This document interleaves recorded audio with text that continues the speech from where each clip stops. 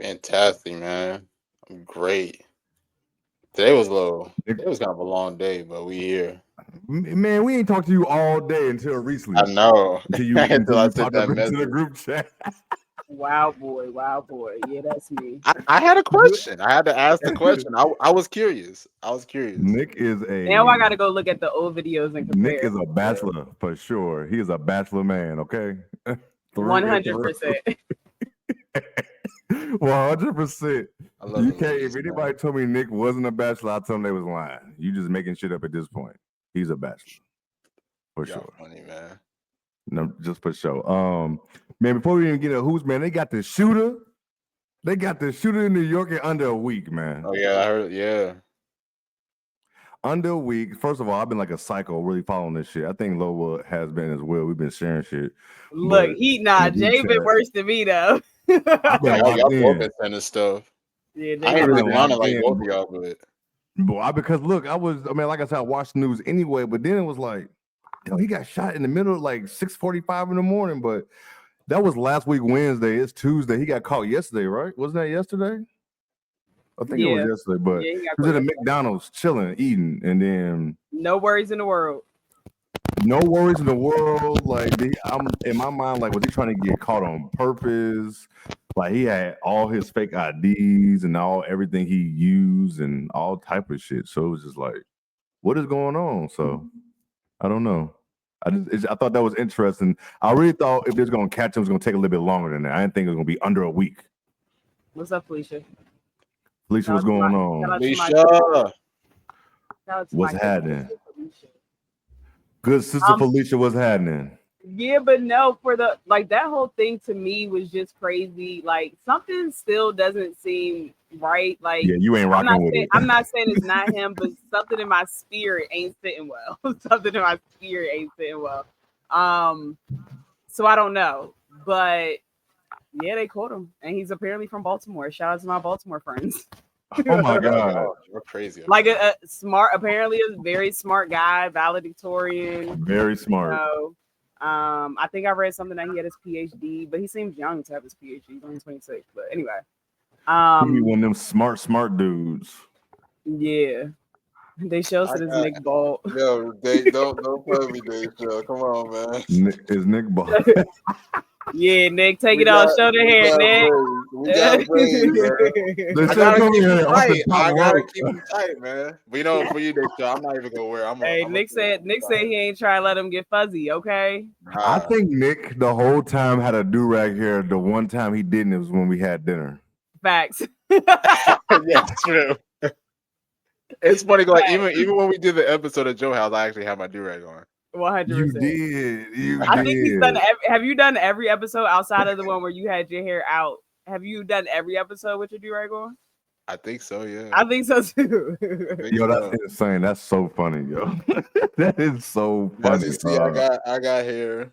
I ain't bald. Yeah, he definitely got his hair. That shit is so funny. Nick not playing around. I get it. As soon as my son get in the house, What up, Wiley? What's going trying to on? put his do-rag on. As soon as he get in the house. Cause this little boy be rough on his head. He be rubbing his hair on the damn couch. I'm like, really? Like, what are you doing? Like, braids just got done. They be fuzzy the next day. How you deal with that shit, boy? Randy used to give Axel like braids and shit like that, but she stopped that. But now he wants to grow his hair out like everybody else. So listen, God bless his aunt because she does his hair every week for me.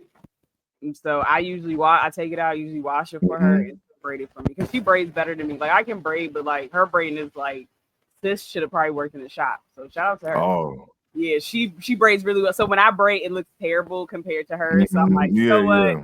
I'm gonna just go ahead and let them have that bonding moment. And you know, my son be hyped. He's like, Auntie did my hair. Okay, dang, like you wasn't doing that when Mommy did your hair. You know what I'm saying? Like, oh my god, is he cool in the chair though? Like, does he be crying and stuff like that? Do he get like tear up?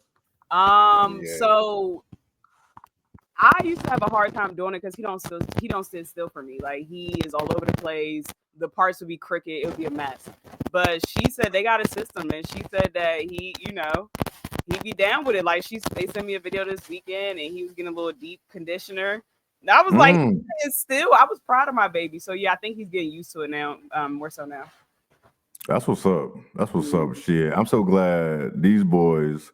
don't cry in the barber chair. Speaking of the barber, speaking of the barber shop, man, like I'm so glad I have locks now because them prices are ridiculous. Like, this is crazy, bro. You get a shape up or you shape yourself up? Raina does it, but then like sometimes like if I have like a wedding, if I got a big thing I'm going to. Generational. Yeah, I'll go here now. Shit. But that's her trade is a hairstyle. But shit, she'll do my beard and everything. But if I have like a big thing I gotta go to, like certain stuff she can't do, I just go to my barber. But the problem with these barbers is that these dudes have raised their prices and the service hasn't changed, or they not as good to be raising their price. Like I get the economy is bad, but you got to come with better stuff if you want to be charging. You know what I'm saying? Like Axel today, he got a tapering lining. With the tip is $25. He gonna be $5 on Thursday. What? It's crazy out here. It took him a matter of 30 minutes to do that, if that. Like so, that is really insane. I feel for guys that really gotta go to the barbershop all the damn time. Like that every week. Bro, shit. I go to the barbershop every week. I used to like every other week. Now sometimes I might go like a month if I ain't got to do nothing too crazy. They shall say when I did the big shop, it used to cost me $50 to keep my haircut, and I was rocking a mohawk. That's nuts. $50, like man, I remember when my brother used to go get his haircut, it'd be like $20, shape up and cut $20. Yeah. That's over with. That's over with. Like from even like Maverick, his hair costs $25-$30. Ace is the same thing for a kid. So if they all go at the same time, all four of them, man, that shit almost $200. Especially if I get. I was about to say you literally paying hundreds. Yeah, don't even send them for me either because it's double. Oh my gosh, that is crazy. Life is just everybody wants a big family, man. Look. My little guy about to have hair then because I'm not. But you know what? His godmom can cut hair too. So there you go. If you never need, like she kind of like Raina, bro. She does like she can literally do everything. Like That's I remember I had to like I was like, damn, I really need to change my tail license. She was like, oh, bring it over here. Changing in 2 seconds. Like anything I need. Like we mounted my TV. Like when I was mounting my TV, like she helped me mount the TV. Like she can literally do anything. So shout out to Minnie. That's my son godmom, one of my best friends. That's what's up. That's what's up, Minnie. Xavier's godmom. That's what's up, Mary. Appreciate that. Yo, Jay, how much you spend to get your hair braided? No, Raina does it. Oh, she do. That's right. Yeah. Oh yeah. She twists my hair. I wouldn't be able to have locks and go sit between her lady's legs. That's not true. My ex-boyfriend, I used to let him go get his hair done. Like I'm not about to listen. I already got enough on my plate. You think I'm about to?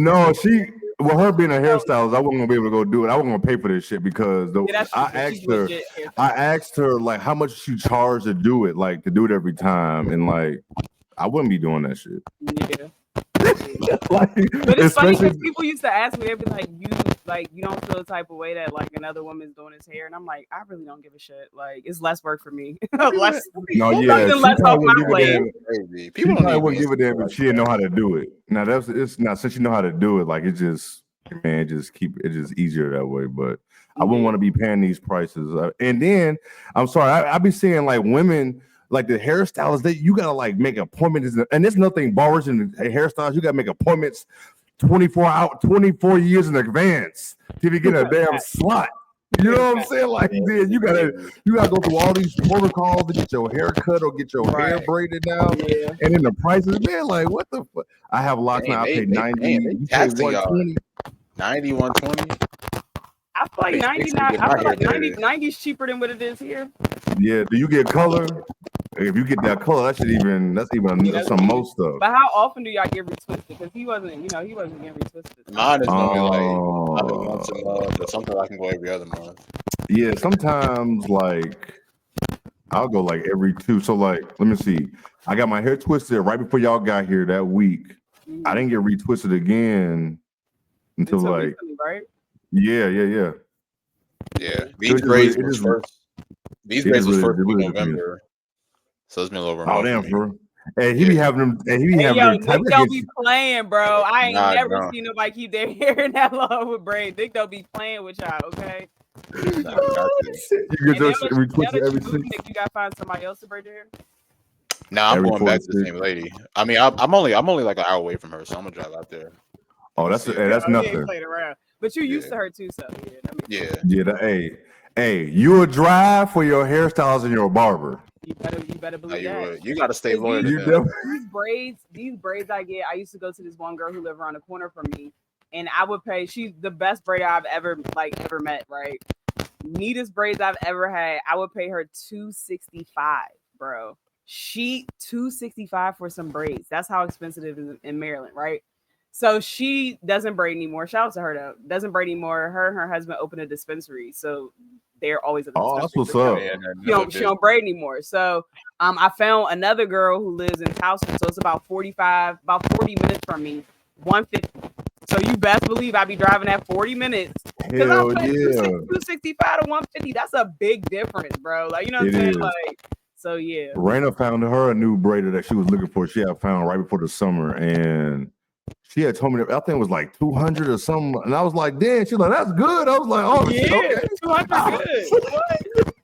I was like, "Oh shit!" Whatever you say, I thought that shit was bad. Okay, man, what? No, 200 is good. When I used to tell people how much I paid, because everybody was like, "Oh my god," I would get so many compliments on those braids. They'd be like, "I love your braids," and I'd be like, "Yeah, but I paid." You know what I'm saying? Like, and so they'd be like, "Well, how much you paid?" When I told them, they'd be like, "Yeah, I can't fade it," which I get. Like, you know, I get it.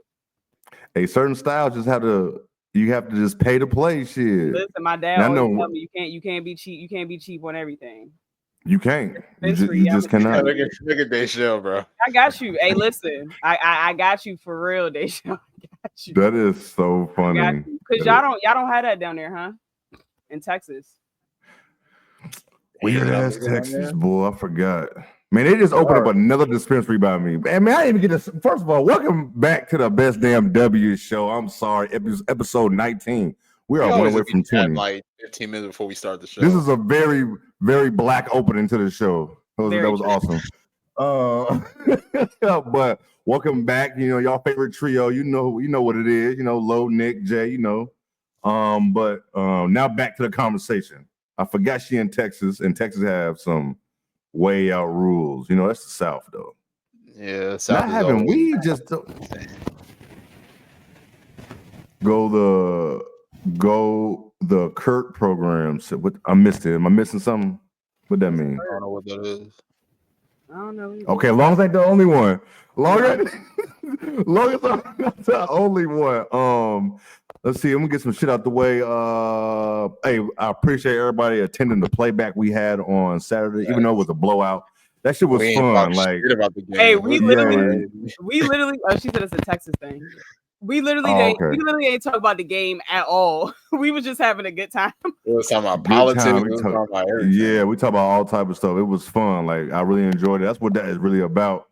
So I do appreciate y'all coming through for that. And then we have another one on December the 21st. There we go. We got that one. So here is the playback link. Y'all, if y'all not following there, y'all can go ahead. Hold on. There we go.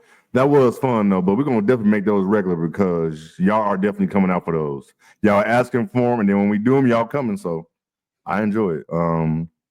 Let's get right into this. So we got some shit to get into.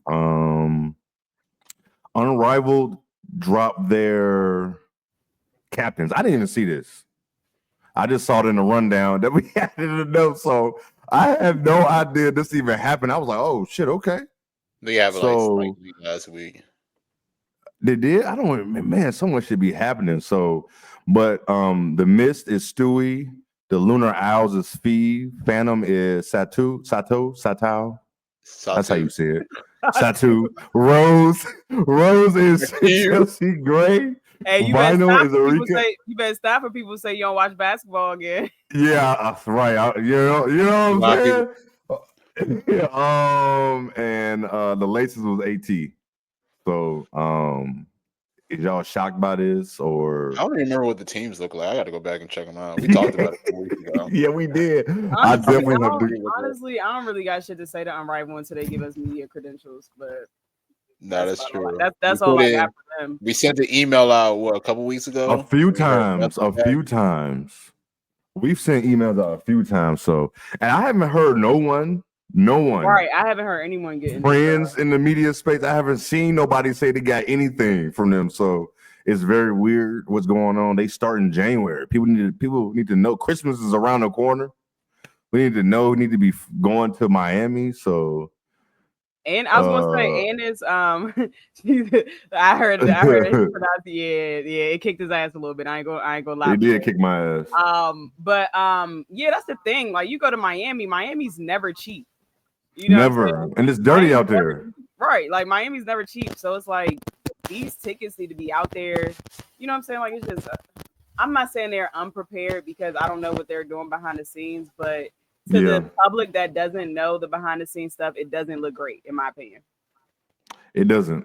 It doesn't look great at all. All the players yet? I don't even remember them announcing everybody. It was a wild card. It was like 2 wild card spots, but I don't know if they announced that shit or not. I haven't seen anything with the wild card. The Unrivaled stuff got drug out so long to the point where I'm like with you, Lo, like I don't even be checking for that shit no more. Right. So, I mean, I think it was initially a cool idea. I just think it would just lasted too long.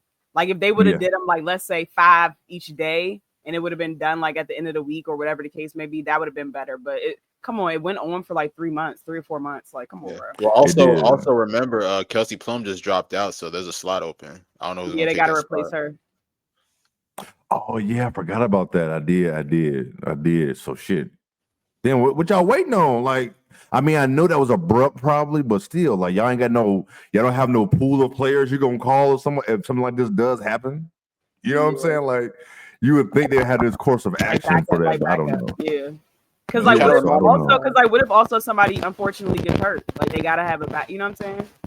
They gotta have a pool. They do. They can pull from. Wiley, they actually just had. He said it's like you borderline forget that it's supposed to be happening. Correct. But they also just had. I was watching the. They had a commercial. Yeah, they had a commercial on TNT during like the what is the in-season tournament thing. So yeah, they're trying to. I mean, they're doing well promoting it, but they're not doing well with like the important things like making it easier for fans to get there. And they just released the tickets 2 weeks ago or something like that. So yeah. The World Series started and ended, and we still don't know the final Unrivaled. And that's a fact. That is true. When did they start? Like July, June? It was months, bro. It was like summertime. It was months. Like literally, bro. They had started before the Olympics. They had started before the Olympics. They was giving us. I remember that. I'm pretty sure it was happening before the Olympics. So it's about to be January, and we don't even know everything. We don't know. We don't know nothing, you know what I'm saying? So hopefully soon, you know what I'm saying? Like, hey, y'all giving out media passes and paying for flights?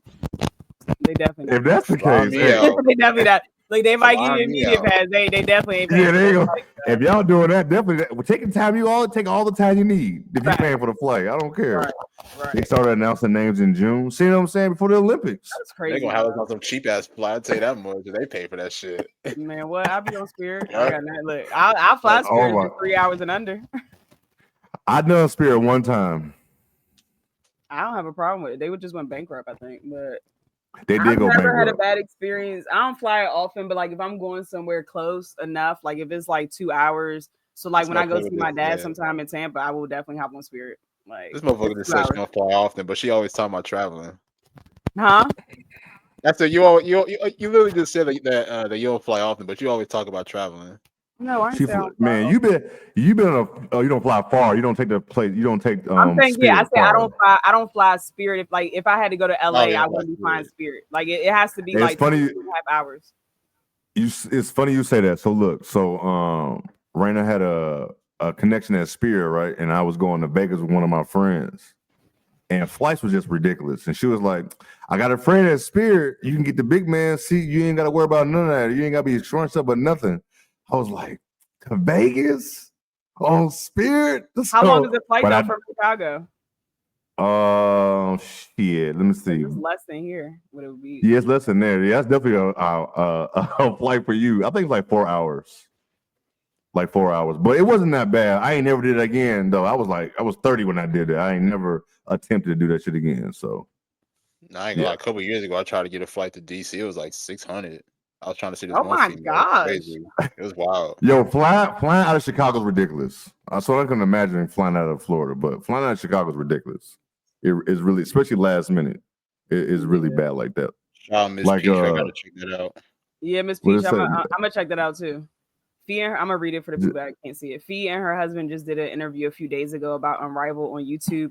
I can't remember who interviewed them, but it was informative. I'm gonna check it out for sure. And Dayshell says, airlines is nothing but a Greyhound bus in the air. Correct? Yes, indeed. Yes, indeed. Pretty much. Yes, indeed. Yes, indeed. But they definitely did this file for bankruptcy, and the Senate was ripping the CEO a new ass in the hearing they had. Oh my God. Yeah, they was charging like they had fees between $15 and $99 for bags. Oh, I know. But it was like, how you have this far for what is going on? Like, how do you determine if I pay 15 and then my wife paid 99? Like they was ripping him a new ass on that hearing. It's interesting because I flew to Tampa with them one time and it was like, I think the bag price was like $40 something. Maybe I paid 50 something for the bag, right? So by the time you add the bags on there, you paying damn near what you would have paid for another airline. Anyway, so my bag, for most airlines, your bag can't be over 50 or they charge you more. Bro, why was their policy your bag couldn't be under 40? I mean over 40. So they was like, your bag 45. Because I weigh my stuff to make sure it's not over, right? Yeah. They're like, your bag 45. And I'm like, okay, it's under 50. And they're like, no, it has to be under 40. I'm like, are you dead ass right now? They like, yeah, you got to pay 75. I'm like, hold on. So I already paid the 50 and now you telling me I got paid 7. When I tell you I was showing my whole black ass in there, I was going off like, but I had to pay it because like, what am I going to do? You know what I'm saying? Like, and that's how the airports get your ass. That's how the airports get you. But they looking dumb. Because when I flew back another time, this must have been when I went to get Xavier from once I went to All Star or whatever, get him from my dad's house. When I flew back, I think my bag was like, I tried to make sure that it was right at 40, and he was like, "Oh no, we changed that policy." I'm like, "Oh okay." Oh now no. Right now it's 50. Okay. The oh no part is why. Oh no. Right. Man, y'all just reminded me. I spent $40 for my bag just for that shit to get shipped to Houston on accident. That shit still make me mad, bro. Oh, when you came here, you lost your luggage. Yes. That's right. I had to wait like another 3 hours. They're like, oh, we actually sent it to Houston. How the fuck you send it to Houston? That's right. Southwest don't charge for baggage. I haven't flew on Southwest, and not that I don't like them. I just haven't flown them in a while. Forever. A long while. You take Delta? I'm forever. I never had problems with Delta. Oh, I ain't never had no problem. I've had Delta lose my bags before. I've never had a problem with Southwest, but I've had Delta lose my bags before. Have you tried the first class hack yet? I haven't. I haven't. Oh, you got to try that next time you fly for yourself. When I flew to Chicago, I think I can't remember when I flew. I think United. We got to go back to Chicago. But yeah. All right, let's get into this. Yeah, my phone. We just talking. Look, we acting like it's the group chat. Yeah, we are. Off of that, we can go with that. We can move on to the drama in Seattle. They came to the results that. First of all, what was the exact results? I don't want to fuck it up. Who got it? Pretty much, there was no evidence that there was any like toxic environment or anything. And then after that, literally, like probably not even an hour after that, we got the announcement that Joel Lloyd requested a trade. It was like bang bang. It was definitely fast, but man, what you think? I'm gonna go to you. How you feel about this? I think it's interesting. I think that the front office made a decision. You know what I'm saying? Like, I think that they made it clear on who they chose. And it was very interesting because for me, I thought that they would choose Jewel because she's helped them win titles. She has been deemed their franchise player. She actually signed the extension last summer to say that she was staying there. So for them to kind of side with Noelle seemed a little bit not side with, but essentially they chose a side, right? Because Jules asking out because they weren't planning to fire her if they found no evidence of foul play or no evidence of like bullying and stuff like that. Not saying that it didn't happen, but they didn't, in their case, they didn't find any like hard facts or evidence about it. So that was actually very shocking to me that they chose Skylar and Noelle basically over Jewel. I'm not shocked that Jewel requested a trade because it's so public that you've had this interaction with these two people. So why would you want? How could you go and play there again? Like you can't. Like one of the two parties had to leave. Either Noelle had to get fired and Skylar leave, or Jewel had to leave. So Jewel made the best decision for herself and requested a trade. My thing is, I'm interested to see what Seattle thinks they can get from her, because some people in the discourse on the timeline has been absolutely nasty. Yes, I'm very aware that Jewel's numbers were lower this year, her shooting numbers, and even some people pointed out last year as well. But I don't like to lose last year because she ain't had nobody on her team, respectfully. You know what I'm saying? Like the game plans, every scouting plan was against her. Like, you know what I'm saying? That's who the other team, the opponent, was trying to stop every time. So of course she was more inefficient because she had to take harder shots with being double teamed or whatever the case may be. So I think people are taking these 2 years and completely negating everything that she's done in her career. I don't think Jewel's washed. I think she's going to come out and play well. I think that, they had to make a decision. Can Jewel lead this team to a championship? And they felt like that she wasn't the right leader for their franchise. Go ahead, Nick. It's getting crazy, man. It's getting crazy, but I agree with everything Lo said. I mean, obviously, you see that they chose a side. They decided to go with Team Noelle and Team Skylar, which it does surprise me too, because especially considering everything that Jewel has done for that franchise, like Lo said, win championships, just pretty much show that she's one of the more lethal scorers in this league. You would think that they would side with her, especially considering that was their franchise player that they wanted to go with moving forward. But at the end of the day, they ended up making a decision. And now we have to see what's next for Jewel, honestly. I mean, the thing about it is that, like, people got to stop. I mean, I get it. Like, Jewel was very underwhelming last year. We can all agree with that. But it's still Jewel Lloyd at the end of the day. It's still Jewel, man. Lloyd who can average at least 20 plus a game. Like, I get it. Like, I know that she was in a new situation. She just had the record. I think so, didn't she? Yeah. The year before. Yeah. Asia just broke her record, right? Oh, yeah, that's right. Yeah, she did. So the cool thing now is to just talk about efficiency. That's all people care about now. Yeah. That's all they care about. Analytics is just insane. But like I said, at the end of the day, it's still Jewel Lloyd. Jewel is still, to me, is one of the more pure scorers in the league, and you can't tell me nothing about that. As far as where the next destination for her is, I've seen people say Chicago.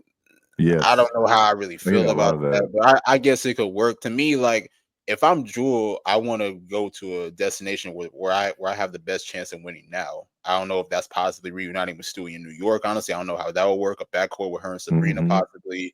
I don't know what they're doing in Connecticut right now. What would they trade? I don't even know what that trade was like, to be honest. I've seen people say the Aces as well. I wouldn't even be mad if she went to the Aces, to be honest. But New York will have to trade picks, Phoebus. Yeah. They would have to, because they're not giving up Sabrina, they're not giving up Stewie, so they would have to trade. And JJ isn't to me, that's not a equal, an equal trade. So I would say Phoebus and picks, and probably you got to throw another player in there. But also, let me ask you, what does Sky do? Go ahead. Well, I mean, I was just going to ask real quick, like, if you're Seattle, like, what do you do now? Like, who do you build your team around? Do you build it around Ezzy? Yeah, I mean, that's probably your next best player, at least like young player. You got to make Ezzy stay. You got to get her to stay.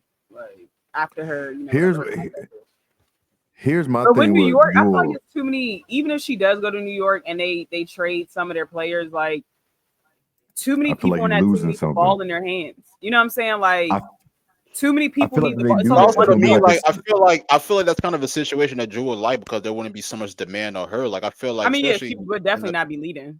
Exactly. I mean, like, especially when you look back with Seattle with her, Stewie, and then Sue, like all the attention wasn't on her. Yeah. I mean, she definitely wouldn't be getting as many shots, because you have to share the shots between literally Stewie, Sabrina, JJ, because you know JJ not gonna run the floor if she don't get enough touches. You gotta get a touch. Exactly. So you got those three already, and we're not talking about Benijah's gonna come back healthy next year. She got to get at least a couple shots. So it's like, where are all these? And Jules used to taking about 15 to 18 shots a game, if not more, when she wasn't playing with more talent. So it's like, where are all these shots coming from now? If everyone has one goal in mind and want to win, you know, people will adjust and do, you know, the greater good, you know, do what's right, do what's the greater good for the team. So that'll be interesting. If she goes to New York, then that's insane, especially after they won a championship. Will the situation be different in Vegas if that was a chance? My fault, go ahead. I was asking, will the situation be different in Vegas if that was a chance? Because I mean, she would kind of be still in that situation. Because I mean, you still got to get Asia touches, you still got to get Jackie, Chelsea. So it might be. I mean, she might get more shots, possibly slightly more, but you still got to share the What ball. are the Aces trading? What are the Aces trading for Jewel? What they gonna trade? KB? No, I mean, she don't even get in the game. Yeah. No one on the bench gets in the game. So why would they? You know what I'm saying? Like Eddie Colton going to Seattle. No, I was kidding. Yeah, all right. They do like, and does Jewel asking for a trade like make Seattle lose some leverage in their trade talk? Like, hey, she don't want to be there no way. Honestly, I'll be real with y'all. I think in all this, I think she's just gonna end up staying because I don't really see anybody really making a trade for her. But you think she'll sit out and not play? Probably, or she just might have to end up staying in Seattle and play this year. I don't think so. It's gonna be really hard to trade. I mean, I would think it would be hard to trade her, like because like you said, everyone knows she wants out now. You know what I'm saying? So they're going to try to play. Yeah. They're going to try to play around like, okay, we're going to lowball you because we know she don't want to be here. Anyway. But I think she has a good chance, a good shot at going to Chicago because she's from Chicago. And who knows if Jewel wants to win? She already got two. Come on home. Jay all for that. But no, seriously, like when we talk about she wants to go to contender, how do we know that? She already got two. Yeah, she got two, right? Like you said, she got two. I figure with her age and everything, she would want to be in a position where she can win now. I mean, you would think so, but some people are complacent with I already got my rings. When they talk about people that are the best players in the WNBA, you talk rings. She already got two, right? So it's like, why not go home? I can get a home cooked meal for my mom. I can, I'm around my old areas that I used to be. So I don't know. And then my other thing is, and that's the thing about asking for a trade. When you ask for a trade, you can go anywhere. So it's like you don't even have. I mean, I guess you can say, well, the way they have y'all breaking up because it was an investigation. So I can't see them just putting you somewhere where you want to go in the first place. So It's gonna be interesting. And her going back to Seattle, Nick, is.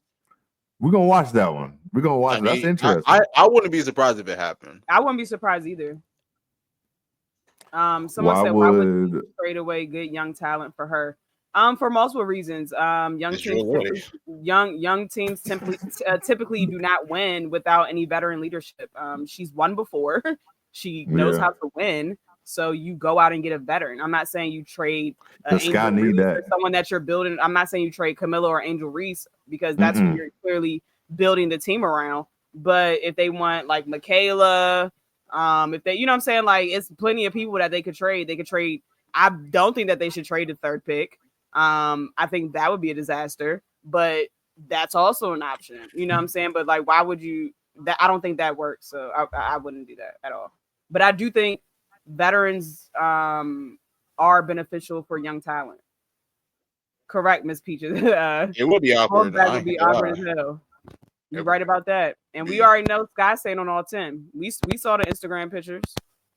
Yeah, so she's gonna make shit uncomfortable. She's gonna make shit uncomfortable. Very uncomfortable. So that's gonna be interesting. I am interested if she would just sit out. Right. I didn't even think about that being an option. I wonder what I have to look it up, Nick. I'm gonna look at the CBA as well because I need to figure out like is she getting fined if she's sitting out? Like what is the ramifications? You think she pulls a Ben Simmons? I'm Just hurt. it. Maybe. Hey, I gotta. Ben Simmons also worth millions of dollars, so he can do that. he can afford to pay those fines. It's a little bit different when you're 100,000 near. She's not a free agent until 2026. Yeah, because she signed a 2-year extension. Yeah. She just did it in the summertime. Yeah. Remember, because people thought that she should at least waited, but she actually signed the extension before the summer, before free agency even got started. Jazzy, that shit funny. She might have to pull a Tiff Hayes and retire.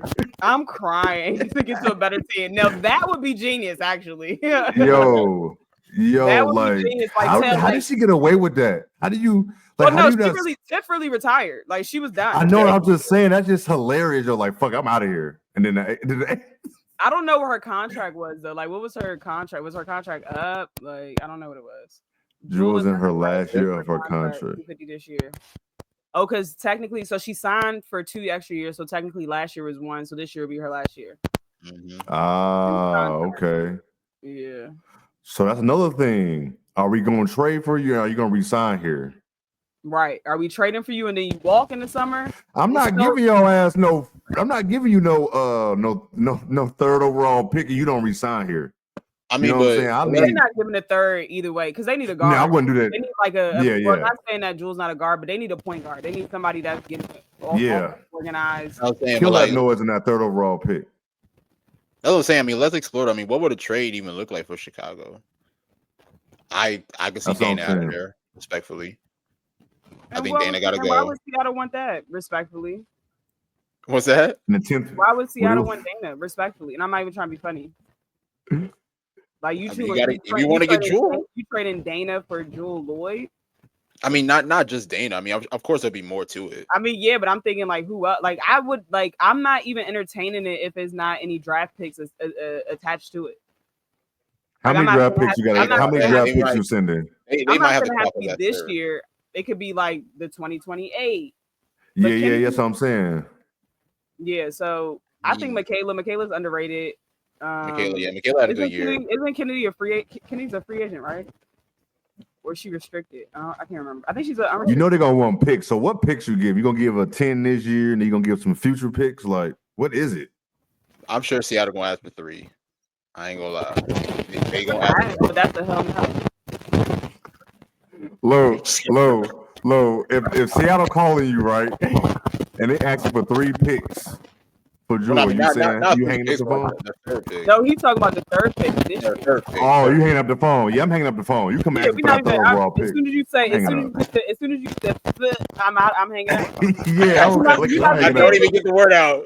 You're not gonna be able to finish this. You're not gonna be able to say third because I'm hanging up. Like you. Yeah, that's kill that noise. Yeah, it's not even. And I'm not even saying it because it's Jewel because I believe in Jewel. However, I'm not giving the third pick. When she has the ability to walk in the summer. I'm not doing that. Like I'm not, after the season, she has the ability to walk. I'm not doing that. Yeah, that's Seattle trading that pick and ended up being Camilla. Terrible trade. They ended up being Camilla. Probably so. Yeah. They did have that pick. Probably so. It's not looking too good in the light now. But hindsight is 2020. It's definitely not. It's definitely not. But yeah, man, it's gonna be interesting. I didn't think about her not playing at all. I didn't even think about her going back. So that's even some other shit to think about. But going back would just be crazy. That would be some interesting shit to see if she was just like, fuck it, I'm gonna go back to Seattle. I mean, just come home. She don't really. I mean, at this point, she don't really have a choice, to be honest. She don't. Really don't. Because the thing is, if she was a free agent, she has more autonomy or more ability to say where she wants to go. But bro, like everyone and their mom knows that she want to be traded now. So Seattle has the leverage. I mean, pretty much everybody that's not on a rookie contract is going to be a free agent next year, except Ryan Howard. Yeah, draft class and forward. That's what that was. No Phoenix. Hey man, didn't Seattle trade the third pick? I thought. And Rakia was what, 4th, right? He was 4th, yeah, to LA. Yeah. Don't remind me, yo. Yeah. Yeah. What could have been? What could have been? Ain't nothing. Hey, Nothing against Camilla. If y'all don't know the whole story about all that, we're not gonna rehash it. But nothing against Camilla. Nothing against her at all. But yeah, man. No. Anything else on that? Nope. Good luck, No. Jewel. I wish Good luck, Jewel. Like I wish her the best. Go ahead. I was just saying I wish her the best, and I hope that she really shut people up next year because people have been talking crazy. Like free agency. The people that they're comparing her to is nuts. Yes. What are they comparing her to? Like somebody was like, just like the stuff that they've been saying. Like someone was like, Jewel's washed. Like they were saying somebody was better than her, and I'm like, Jewel Lloyd. They did say some wild shit because I did see some wild shit about that. I can't remember. It was somebody said that was better than her, and I'm like, bro, is this your first year watching Jewel? Because I would get it. Like if you saw her this year, I could see how you think that she's not. Yeah. You know what I'm saying? Like she's not like that, but no, definitely. Oh, that's right. That's right. Right? That's right. And okay, got you. That's right. That's how we lost Kyle. Yeah. So Caitlin, Miss Lady Caitlin Clark, was named Times Athlete of the Year. I don't think her hardcore fans is going to enjoy this article too much. I don't know. She didn't say nothing bad. No, she did not say anything bad. But you know who I mean by the hardcore Caitlin fans. I hear you. Yeah, you're not gonna like it too much. But the one thing before I get y'all reaction to it, the one thing from her article that I like is said.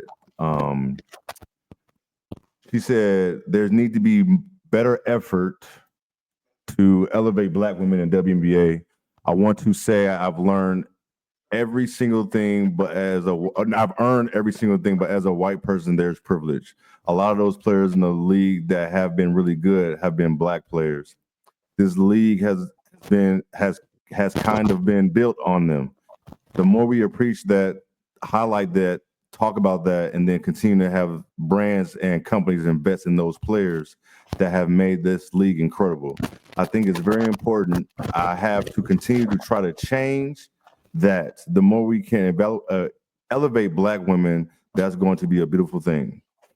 They are not going to like that. The ones they start or that who are racist. I'm just going to say it. They're not going to like that she's big up in it. The crash out is going to be beyond epic levels from this article. It is. People they owe an apology to Asia Wilson, Dejanay Carrington. Who else is on that list? A couple other players too. Everybody owe an apology to. Because y'all was on their ass and they were saying the same thing. Yep, you said Asia Dejanay.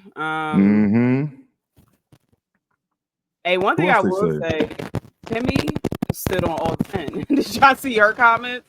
She was like, this country, Timmy, she was like, this country was built on segregation. Like, Black and white is like at the fabric of this country. What are we talking about? You know what I'm saying? Like, she was going in. She was going in, and I appreciate it. I had no idea. But yeah, they're crashing out all over the timeline. Like I literally gave Caitlin kudos. I said, I appreciate the fact that she utilized this moment where it was a time to celebrate her to actually use a huge publication like Time magazine and speak up on what we've been begging her to speak up on. You know what I'm saying? And so I do like she used that platform to do it because more people are going to have access to it and see it.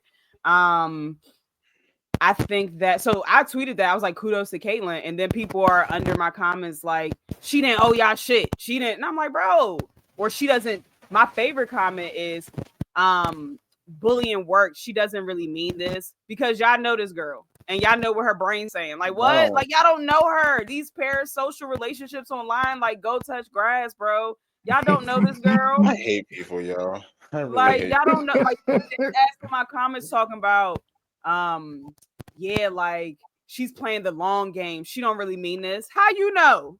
That girl don't know you exist.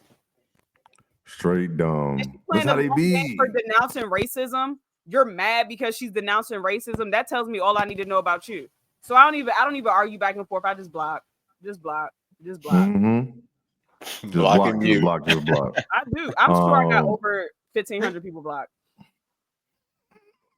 and most of them. I've been blocking a lot lately. I was gonna say, let's say I got 1,500 people blocked, at least 1,000 of those are Caitlin Clark fans. I'll say fans because they're really I racist. believe That it. they're not fans. They're racists that thought that she agreed with them and they thought that she stood with them. So they latched on. And now that she liked the Taylor Swift post about endorsing, that's what I was thinking about. I was gonna bring that up. They lost their shit when that happened, and then now that she is denouncing racism, the actual right thing to do because she's absolutely correct.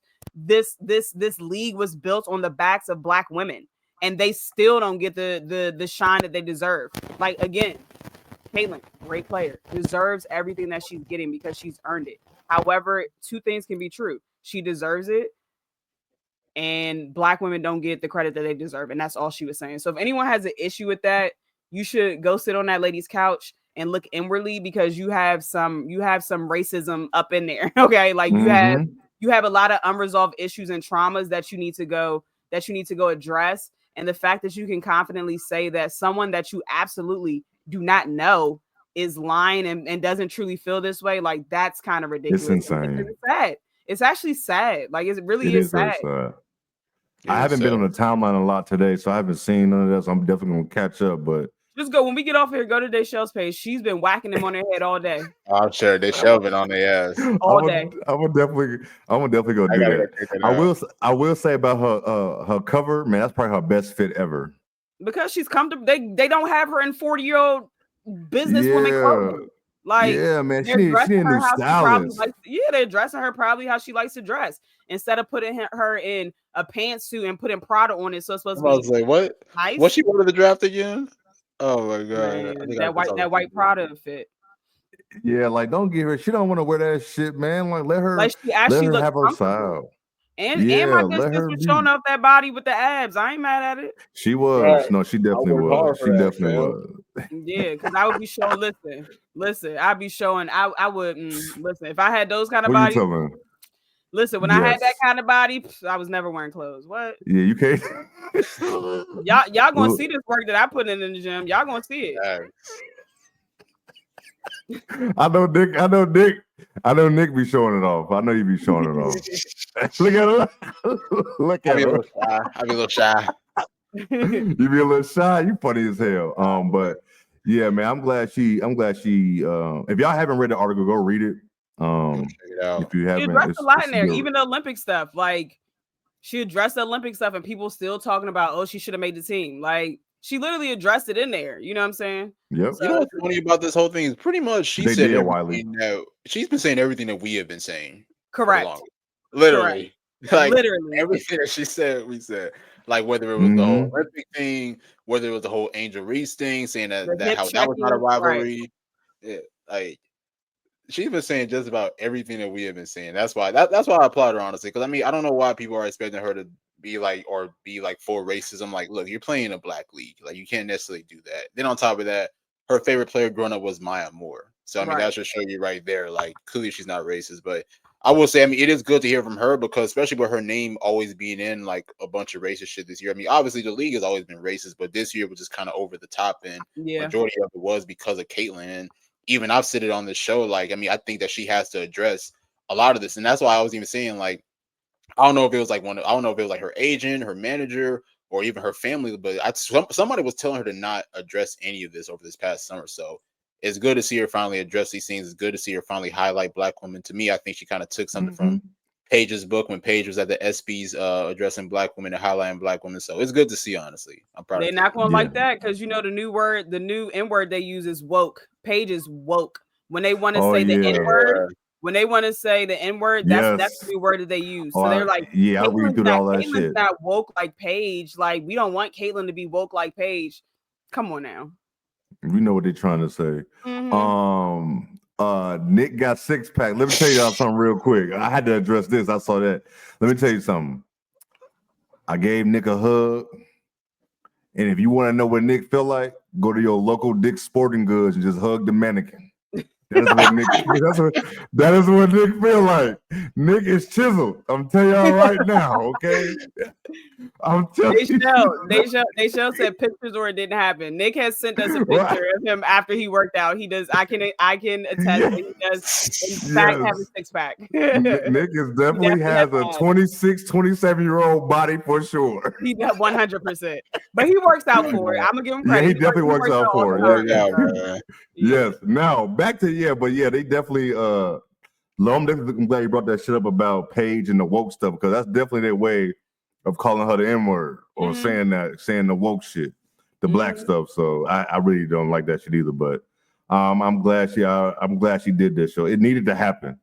This article was right on time. It was perfect. You know what I'm saying? Like, so who knows how long she knows she was going to do this shit. So, but I'm glad it happened.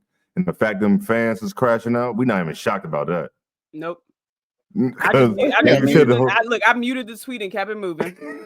Yes, that's what you gotta do nowadays. Just mute that shit. They show goes, somebody just called you stupid or something like that, or who are you or something they said. And I'm like, girl, she said it to me in the DM. I'm like, girl, I done muted it. I didn't even know. But then they show over there arguing with them. I'm like, thanks, girl. Like, I didn't even know what's happening. You over there arguing with them. Hey, she be going to war, boy. I just be reading to see if like gonna be super disrespectful. I'm like, okay, she got it under control. Look, you always gotta have somebody like her in your corner for sure. Man, because she don't play around, yo. I told you we gotta bring that show to Indiana with us, man. When we go to All-Star. Man, I swear, you definitely do. But man, anything else on the article? If y'all haven't, go read that shit for real. I don't have nothing else on that. We definitely had to adjust that. But man, on to Nicholas' favorite player in basketball right now. I think in all basketball. I think is it my favorite player? Did I say that? Man, I think that's your favorite player in basketball. Period.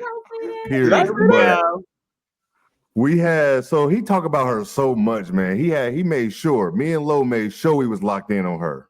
And man, they played against Tennessee, and that was a hell of a game. Tennessee ended up winning that shit, but it was a hell of a game. I'm gonna let you take it away, Nick. Go ahead, talk about your girl. Go ahead, man. Yeah, Tanaya Latson over the past 2 games had 38 points against Tennessee, which was her career high. Then she added to that career high this past Sunday against SMU with 39 points. She's on a different level right now, man. It is crazy because I was at the preseason event for Florida State, and I was talking to her. I was telling her, I was like, man, you could possibly win ACC Player of the Year. And then she was like, time out. Time out. Did we know you had this conversation with her? Did we know this, Lo? I swear I told her. We did not. I know you went to the thing, but I had no idea you had a conversation with this young lady. But you know, Nick be making moves on the low. Like he'd be like, "Oh, I'm just at the game." Yeah, so he whispers in her ear. That's why she hooping like this. That's why she's hooping like this. She approached me first. I didn't even know that she knew me. She came to me first. Word? No, I'm dead serious. Everything I love. Like I was chilling. I think I was looking at one of the TV screens because they had like a bunch of TV screens, like a lot of the pictures and stuff. And then she walked them up to me. She was like, "Hey, Nick," and I look. I'm like, "Oh shit, it's tonight." I'm like, "Oh snap!" Like I'll put on everything. Like I swear that's crazy. Yo, I had no idea. I'm gonna kick your ass. That we ain't know about this before, bro. Okay, Nick, that means you can get her on the pod. What? Hello? We gonna get her on. Bro, I ain't gonna lie, bro. It's hard getting players and coaches on, man. I believe it. I know. But after the season, we gonna have her on.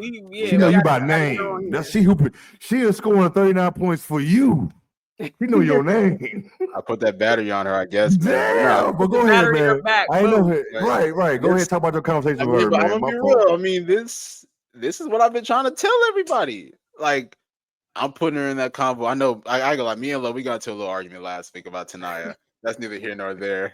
But I'm putting her in that same combo as a lot of the top players in the country, man. I mean, she's proven it, not even just offensively, but just being able to do everything from playmaking on defense. I ain't gonna lie, she's like, I think it's probably one of the biggest things that's elevated her this year is her defense, because she's always been a good defender, but this year just applying the pressure just been really tremendous, honestly. But now give credit to Tanaya, man. You know, over this past week, I was gonna pick her as my player of the week, but I was like, that's a little too easy. I could go with her every week, but overall, man, you can't ignore what Tanaya's doing right now, and I'm really happy that she's getting a lot of recognition. Like you see a lot of platforms like ESPN, like Overtime, like everybody's highlighting Tanaya, which is something that you didn't see last year or even her freshman year. You don't forget, She was by far the best freshman in her freshman year 2 years ago. She won freshman of the year, and I thought it was unanimous if you ask me.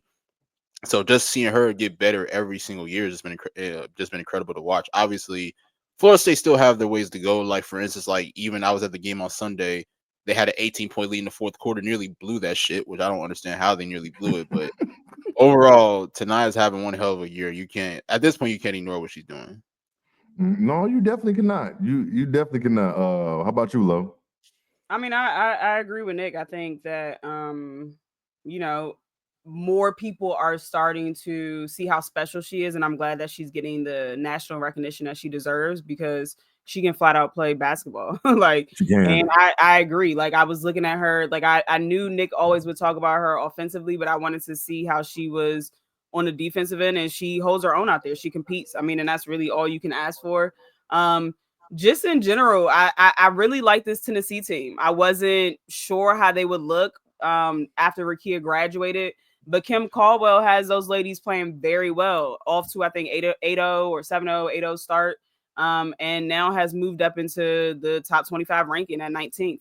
So it's always good for me to see Tennessee do well because when you think about women's basketball, it's Nick, you funny. I'm not even going to say it. Tennessee. No, it's always good for me to see Tennessee doing well because of that ass. What Pat Summitt built there. I mean, no, that's what I grew up on. Even when you look at the most winningest coaching, Pat Summitt, she hasn't coached in over 10 years, and her name is still up there. So yeah, she's number 4, right? They showed on Saturday, I believe. Number 4 still. Right. And so I just think women's basketball, in my opinion, is better when Tennessee plays well, like because they're one of the pillars of women's basketball.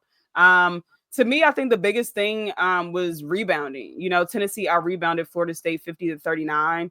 And in fact, I didn't even know this, but the Lady Vols are the top offensive rebounding team in the nation, grabbing 22 offensive rebounds per game. So that's pretty good. I had no clue. And I think also they made Florida State turn the ball over a little bit. I just like them. They're very physical. They press most of the game, which makes it hard for a lot of teams. So I just really, really like this Tennessee team. And I'm glad that, the committee saw that, they're winning and put them in the top 25. I'm glad they did too, because I was saying y'all did. So I was gonna say, me and Jay talked about it last week during the game. I'm like, yo, this team could really upset somebody in the tournament. Like they have that type of team that work happen. Yeah, like they motor as a team don't stop. Right. Like it just keeps going. So that's aggravating. You know why though? I think another reason why is because if you look at their substitutions, they're constantly subbing out. So they always have fresh bodies. Because they press so much, you need a lot of energy to play 94-50. You need a lot of energy to play the whole court. So they almost sub like hockey players. They're just in and out, like literally in and out. Yeah. Look at you, but you watch sport. It's like they're doing like whole shifts. Like, yep, you next 5. You can't catch up with that if you're not doing that shit. You can't get no rest. You can't. I mean, but you can't deal with that shit at all. You also talk about them playing by committee. I mean, I think they're top 3 in the country in scoring, and then like 2nd in the SEC in scoring. So I mean, it's crazy because they don't really have like that go-to scorer, but they always play by committee. I mean, it's part of the reason why they're one of the best offensive teams in the league or in the country. Right, and then even on the defensive end, they force 28 turnovers per game and average about 16 steals per game, which is ranked 2nd in the nation. Not just the ACC or whatever the conference they play. It's the nation. I mean, the SEC is the nation. So they're hooping over there in Knoxville for sure. They definitely are, and. Well, let me ask that. Like I'm with you, Lo, like Tennessee being good again, because Shamika Holtzclaw being my favorite player, me getting into basketball is all right. Hey, y'all, real quick. So we all got one player. It's Lowe's Candace, I'm Taniya, Jay is Shamika. Yeah, you can't talk about her as much though. No, you could not tell me she wasn't the greatest player of all time, boy. Holtzclaw, you couldn't tell me. You couldn't tell me. You could. I mean, honestly, now just saying though, it's like we always highlight UConn players in the past, but we don't ever talk about Tennessee enough. Like from Candace to they had a run, bro. Mika, so many of them.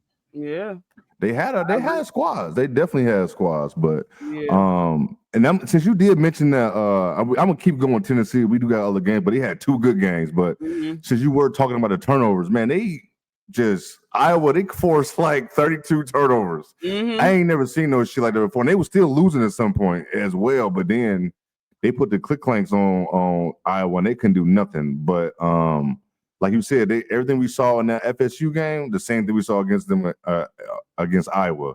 Like they don't stop, they just keep going the whole way. It's like, hey, when there's 3 minutes left and you've been pressured all game, you know, you're not dealing with that shit in the last minute of the game. Like you don't want to deal with that shit. You tired and they all in your ass. So I don't know if should I say pause? I don't know if I'm supposed to say pause saying all in your ass. I don't know how the young folks do it. Nick, am I supposed to say pause? Man, we grown, man. I would, but I know y'all don't play the pause game like that, so it's good. Man, on my other podcast, DA be saying pause every 2 seconds. That's that New York shit, boy. New Yorkers don't play around that shit. Still saying, you in your 40s with like 4 kids. Why are you still saying pause? Stop it. Man, listen, Carter H be trying to talk to me like I'm an old man. They be trying to break shit down to me. Hey, man. Calm that shit down. I'll smack you. What the fuck is wrong with you? Go ahead, just to kind of piggyback on you, like Iowa shot the ball better from the field. They dominated the boards, and they still lost because they had the 30 total turnovers. And like I said before, I think it's just, you know, a lot of ball pressure and their defense, like Tennessee's defense. In fact, Iowa didn't score for the last 4 minutes and 38 seconds of that game. That's ridiculous. Like that is ridiculous. Like that just shows you how locked in Tennessee is on the defensive end, and how, you know, Caldwell has these women playing. Like she has them really ready to run through a wall. And I did want to say shout out to Shamika Holtzclaw because she was at the game, and you don't typically see her at Tennessee games because she's more like, you know, secluded. So I'm glad it seems like they are embracing the legends more. So I'm glad that they are, you know, giving her just due. And they were in Brooklyn, so yeah. And Naismith, y'all got to get it right. She's a Hall of Famer. Period. Yes. Period. I don't understand how she don't get her flowers though. Like that's just ridiculous to me. It's because we know why. Health stuff, yeah. Yeah, it's true. We know why. People don't respect mental health, so they, you know. No, yeah, and she was like one of them first ones with that too, like athletes talking about it too. So, and her being a woman on top of it, they like, oh, we ain't trying to hear that shit. You know what I'm saying? We ain't trying to hear nothing you talking about. So we know how that goes. So hopefully she get in there soon, real soon, like God, within the next few years. I mean, because I can take a lot of people off that list. That's not better than her. Oh God, yes. Y'all already know the first person I'm gonna say, but go ahead. What's next? She on ESPN. She be on every goddamn game. Literally, I'm like, bro, did they give her a break, bro? She was covering the Texas Notre Dame. I'm like, oh my God, bro. Bro, do you see your kids? Like, what's up? Hey, right, great segue, Nick. I was going straight to that game. You know it, Wiley. You know it, Jasmine. You already know. Man, Notre Dame, Texas was a good game. Did it live up to it for y'all? I think so. I think so, yeah, for the most part, yeah. Yeah, I think it did as well. I just hate when you have a good game and I'm gonna go straight to the ending. When we get that foul on Rory. I think Loyu said that she threw herself into it. It did like shit, but also it's like, man, why are you so close? Correct. That's true. That's the thing I don't understand. Why are y'all that close?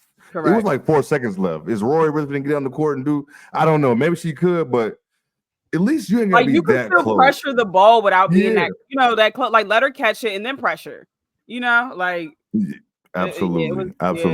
It was, but the officiating was horrible in this game. It was also horrible. We'll talk about the LSU game a little bit later. But like the officials, I'm not shocked that they're still not doing their job because these are the same refs. They just circulate around the same refs that WNBA, and we saw how shitty they were all year.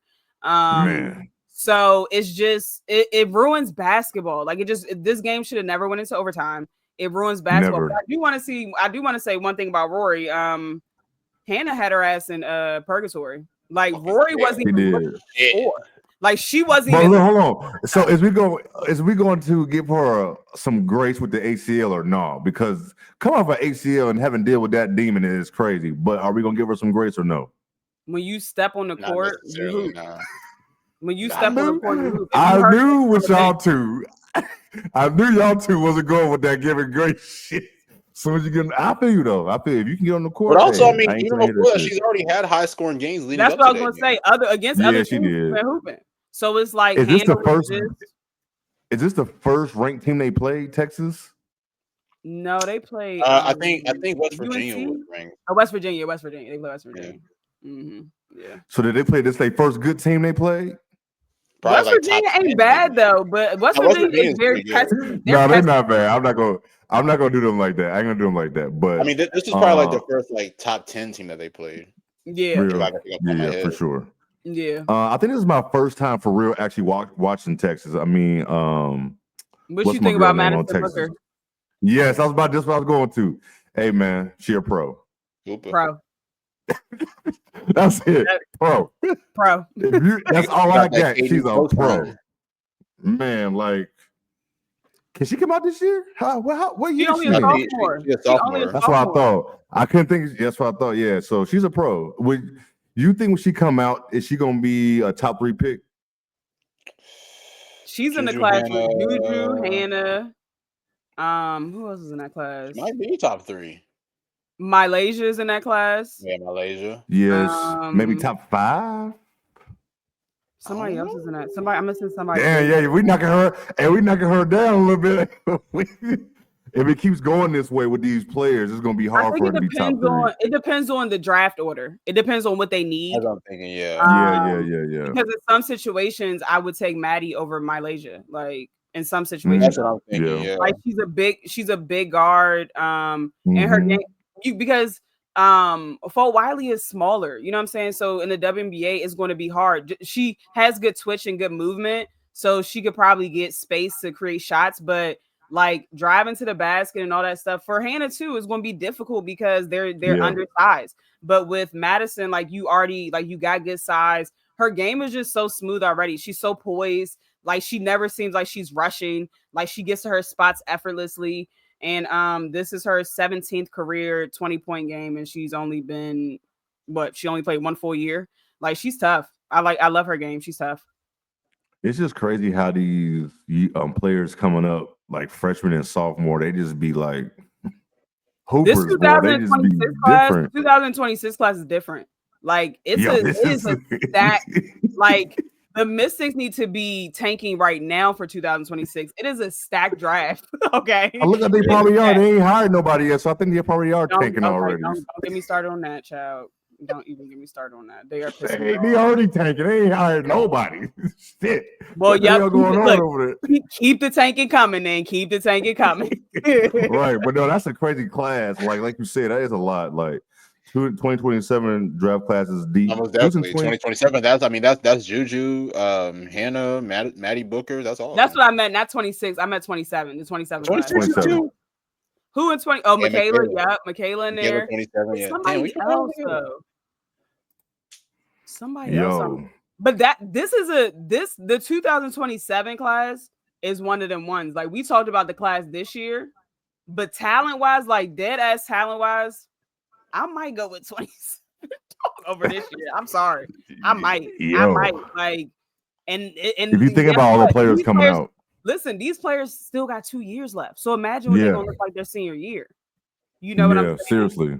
So seriously. No, you're right though. These are sophomores we're watching playing like these ain't juniors. Right. They got 2 more years.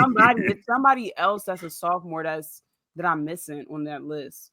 But yeah, that 27 gonna be a tough class for sure. So honestly, the first like 1 through 8 is probably gonna be good picks.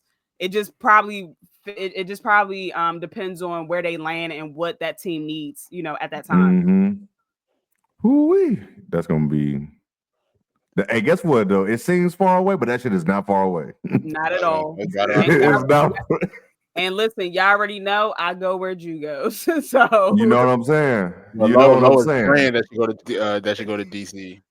Man, what? That would be love though. Look, me and DA always say I hope the Mystics are doo-doo for Juju because we all in. We all in, okay.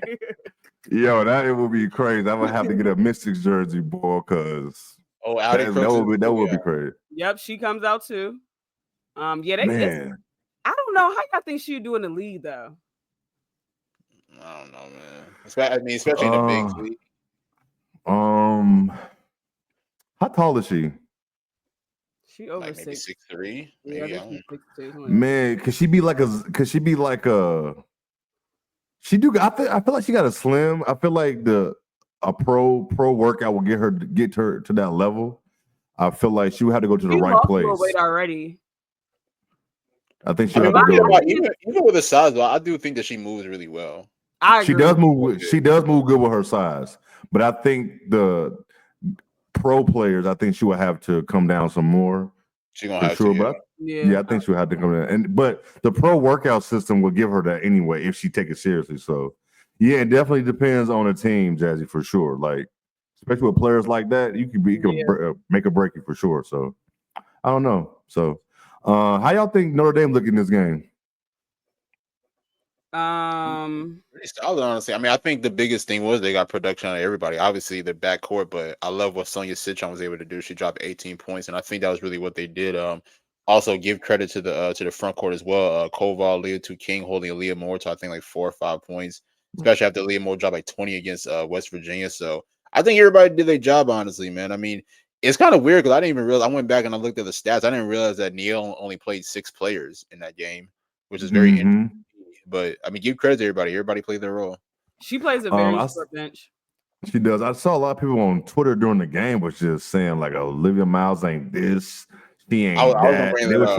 They were trying to say it was like they were trying to say this is Hannah, this is Olivia. They was just all over the place. They were saying she can't blow by nobody, and all in the fourth quarter, I kept seeing her blow by people. She won the game in regulation by blowing past somebody. So like what are we talking about? Like people just not allowed to have off games. What? They talking about up her draft stock is going down. I'm like, what? Like she literally just hit a potential game winner. It should have been the game winner if the refs ain't called that BS call. Yeah, exactly. Like, what are we talking about? Like, I'm like, am I watching the same game? Like, is she like, what is going on? Like, I didn't get that.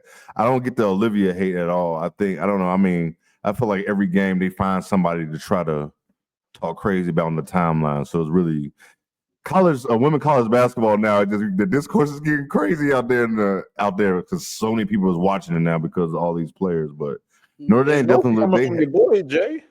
So what? I said it's mostly coming from your boy. You know what I'm talking about.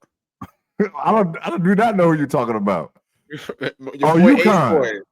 Yeah. Oh, Ace boy. Yes, yeah. It's always him. He definitely. It has to be for engagement, man. Come on. And somebody tagged him. I think somebody tagged him and said, "What's Olivia's stock?"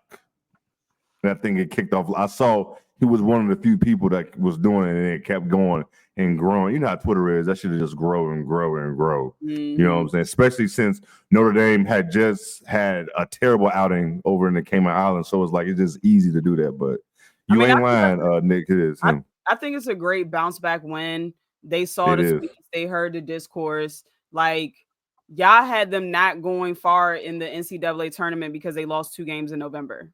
Like, what? Yeah, that's nuts. Like, what? That's nuts. So they bounced back. They beat a very good Texas team that is ranked high. Were they 4 at that time too? I think so, 4 or 5. So I think it's just like this was a much needed win for them. Like it gave them confidence that they can beat a top ranked team. They played well. And can we just talk about that play in the second quarter where Hannah was on the ground and just threw it back and it was a perfect pass to Olivia? I'm like, all right, bro, come on. But I will say I am still concerned that when Koval gets in foul trouble, she does so much for that team that I didn't realize. When she gets in foul trouble, it changes everything that they do. They look completely different when she's not on the floor. And then secondly, they still go lapses of time without scoring, like long lapses of times. And that's going to come and bite them in the ass, especially when they play these better teams. So they'll get off to hot starts and then they'll just go like 4 minutes of actual game time without scoring. That is not good.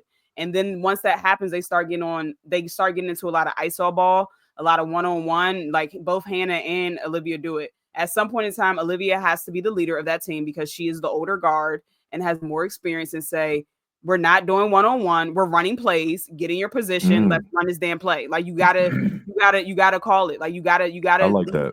You know what I'm saying? Like too many No, I times like Hannah that. is just out of control. And I love Hannah, but sometimes she just goes dribble, just out of control in the lane. And it's like, Yeah. girl, pull the ball out. Let's slow Reset down it. a little bit and let's set up the play. Let's run the set.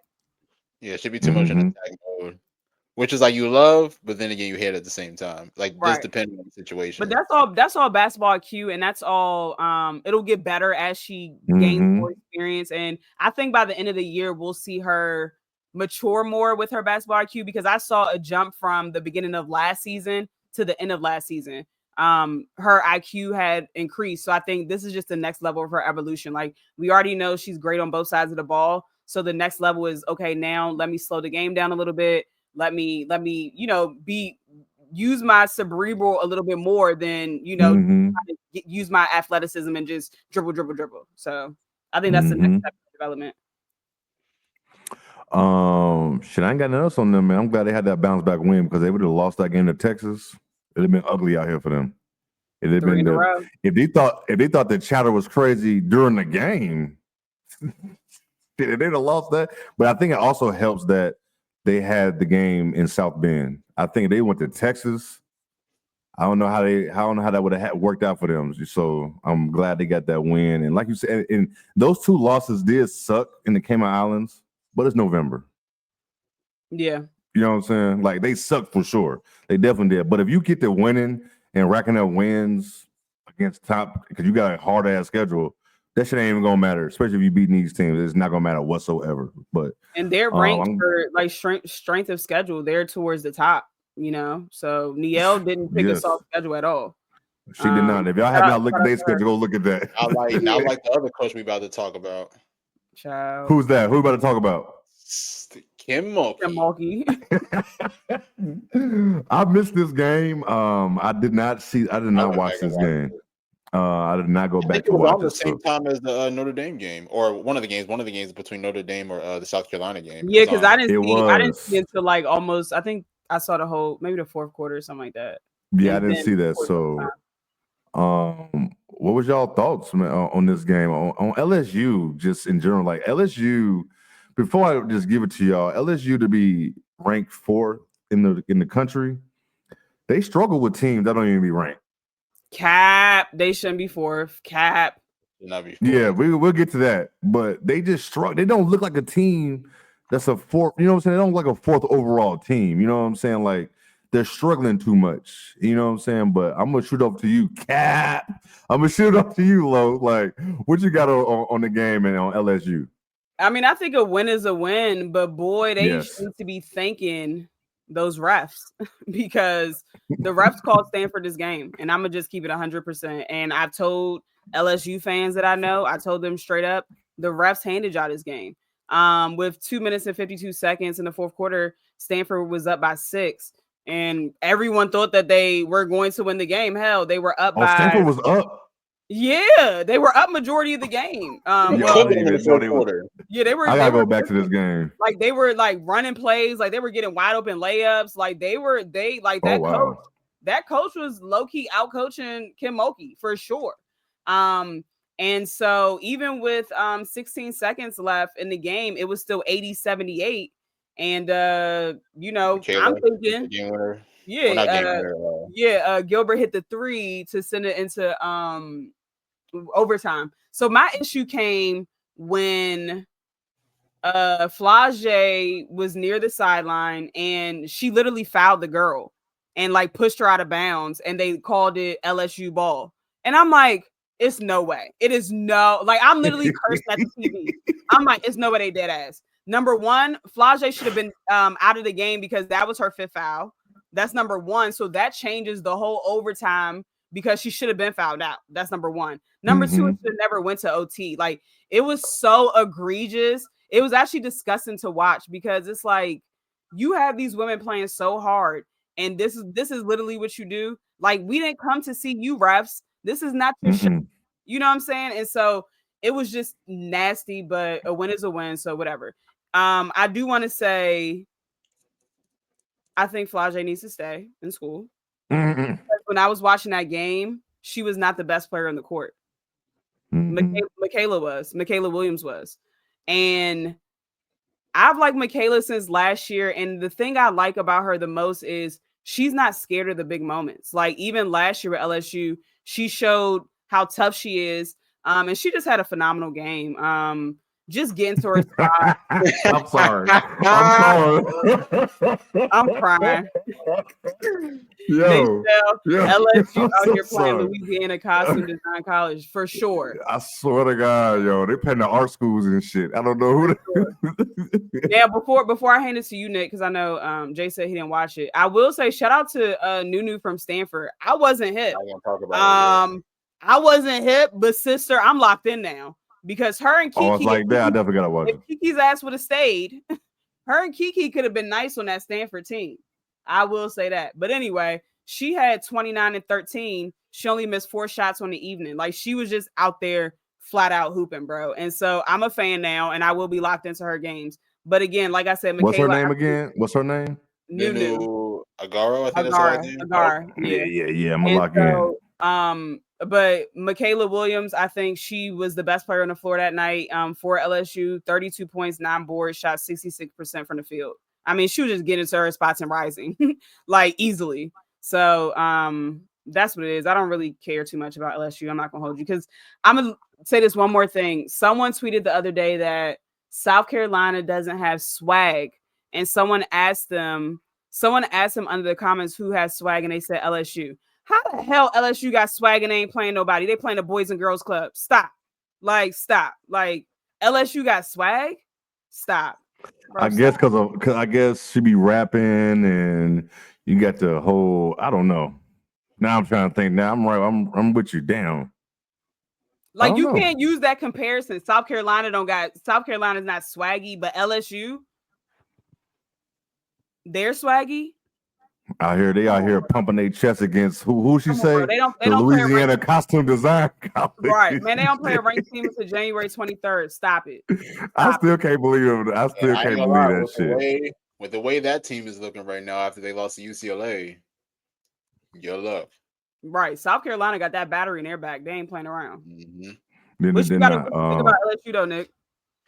I agree with everything that you said. I mean, this was probably their first test on. I mean, I haven't watched a lot of LSU this year. I've only watched a few games before this one, but this is pretty much their first test. I mean, I'll be real. I wasn't hip on Stanford either before this game. I heard a little bit about them. I heard that that they were impressive, but this was a really big showing for them. I mean, I know that they ended up losing the game, but for them to come out and lead by 13 at the beginning of the first quarter, and then even lead for the majority of the game, which is really impressive to me. But like I said, I mean, this was the first real test for LSU because, like we said, they haven't played anybody. So, and I mean, give credit to Michaela Williams. Michaela Williams had a strong performance. I thought Flage had an okay game offensively, but I'll be real. I mean, like these non-conference schedules are not helping these teams. Like, how are you supposed to prove to us that you're in contention? And I get it, like when you look at the roster, I mean, LSU has great talent. Flage, Michaela Williams, Anissa Morrow, even the point guard that came from Miami. I can't remember, Day Wilson, I think that's her name. She's really impressive as well. But, it doesn't really mean anything to us, if you're not playing anybody like that's really competitive. Like, so this is really their first test to me. And I mean, I'll be real. I don't know how they're going to come out during conference play because, I mean, the SEC is going to be tough. I mean, not even just South Carolina, you got other teams as well. I mean, we talked about Tennessee. Tennessee is going to give everything that they had against LSU. Everything. So it's going to be tough, man. And I don't know if LSU is going to be prepared for those matchups. And then my thing is also like with Flage, and I'm not trying to be too hard. It's like you are flirting with the idea of leaving school early. When you're playing these church teams, I need to see you be the best player on the floor every night. Like, what are we talking about? Like, you're not playing hard. You're not playing hard competition. Like, it's no nights where, I mean, yes, everyone's going to have a game where it's not so, where they have an off game. I get that, but you can affect the game in other ways because you're not going to just be scoring. You know what I'm saying? So that's my issue with them. And we'll see. I mean, we'll see. I don't see them as a Final Four team. I don't really see them as a contender, to be honest. But I will say that they have never really played a hard schedule and they won a championship within the last 3 years. So maybe it's some truth to not playing a hard schedule. And I agree. Do they have a team? I was going to say, I agree. I also never want to hear the word swag again in 2024. Yeah. In that shit. I don't never want to hear the word swag. I haven't heard that word in so long. in so long. Does LSU even have the same team as good as that team that won though? No. I mean they have a big hole at the center position or where Angel was. Especially defensively, they're not as good as they were. Mm-hmm. So it's like I get it. They did win, and they do be having a soft schedule all the time. But I feel like Nick said, I think the SEC is just a little bit better than we thought it was going to be coming into this season. So it's like you just can't be playing with your food like that, and then you start losing. The SEC is always good. Yeah, they're always competitive. Yeah, it is. It is always competitive. And then you got I only mentioned a few teams. Honestly, I mean, you still got teams like Kentucky. Alabama's gone off to a really good start as well. I think Florida's been really good as well. So it'll be interesting come conference play for them. It'll be interesting. Definitely. Ole Miss. Ole Miss is like they ranked. I think I saw them on the list as well. I think they play in the SEC, don't they? They can't score the damn ball. So I say, yeah. Love Coach Yo, love what she's doing, but they can't score. So what now? I said love Coach Yo, love what she's doing, but they can't score the basketball. No, they can't. They can't score for shit. I got LSU's schedule move forward. So they just beat Grambling State 154. Next game they play LA Lafayette, they play Seton Hall, UIC, and then Albany.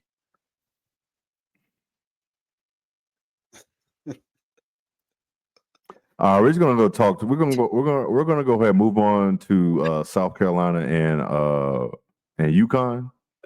I'm not gonna be dealing with LSU. On the South Carolina and goddamn UConn. Hey, I'm 100% clipping that. 100%. It got dead quiet. Like, what the fuck, man? But pull up Nathan's. Pull up Nathan. In fairness, Kim probably wasn't expecting most to return. Nathan, they haven't played. They've had a soft schedule since Kim has been at LSU. Even before that, even before Kim. Even when she was at Baylor. Yeah.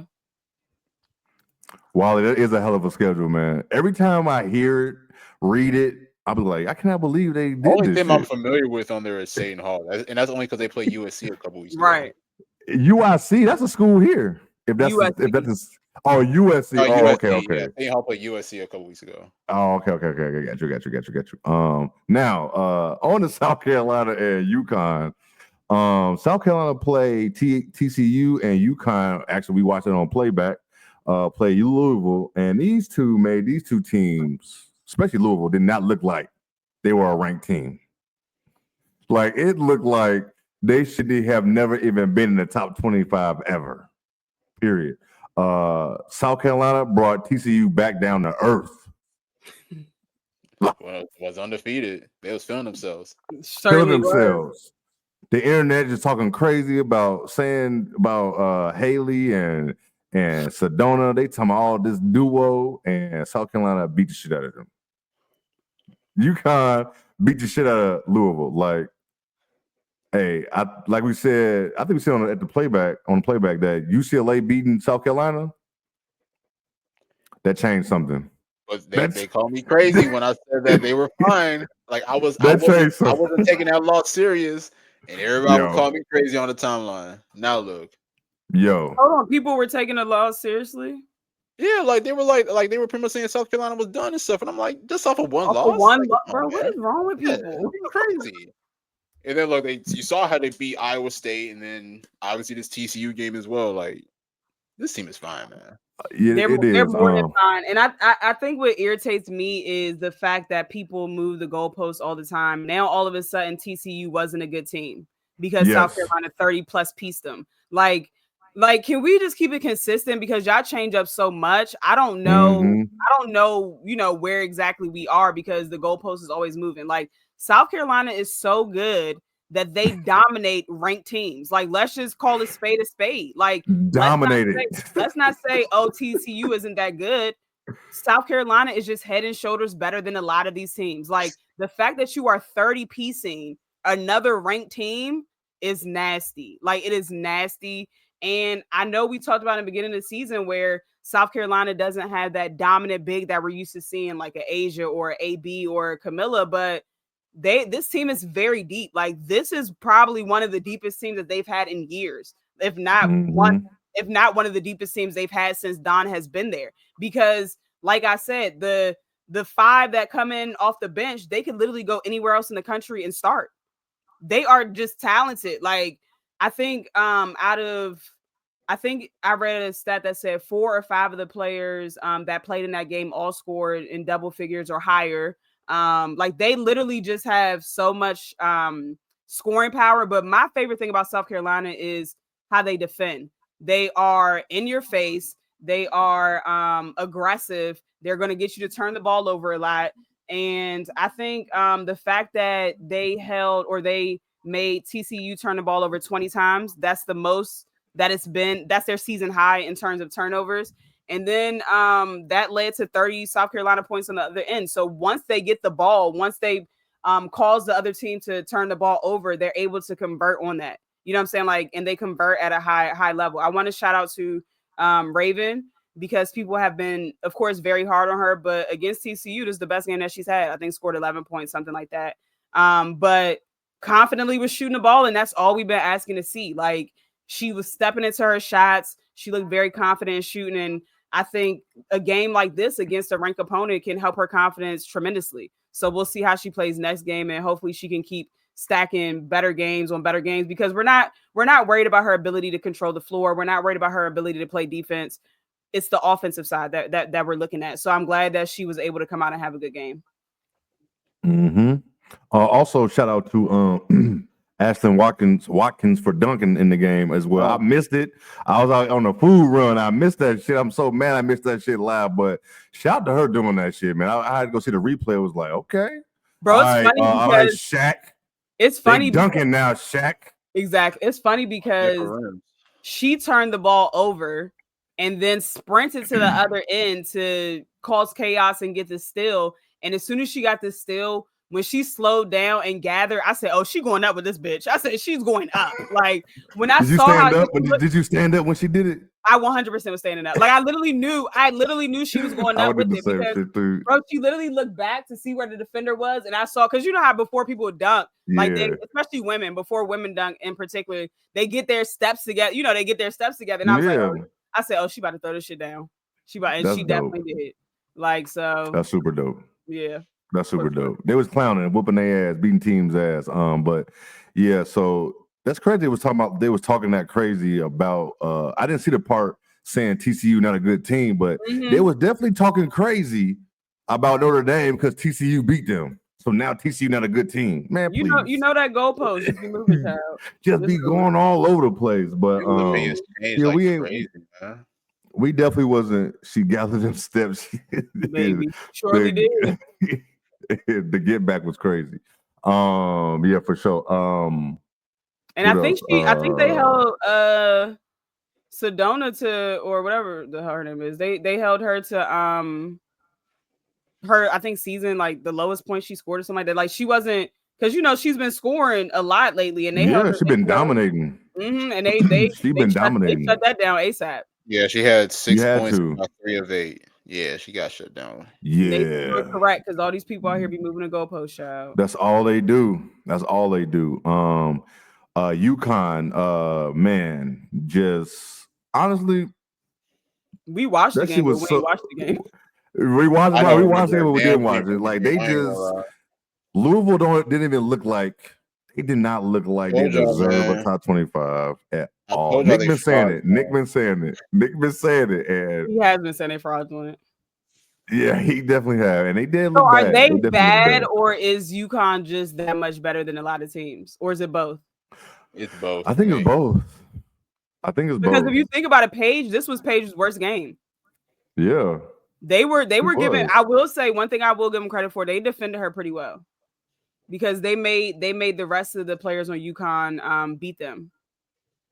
So yeah, it's definitely I'm definitely both.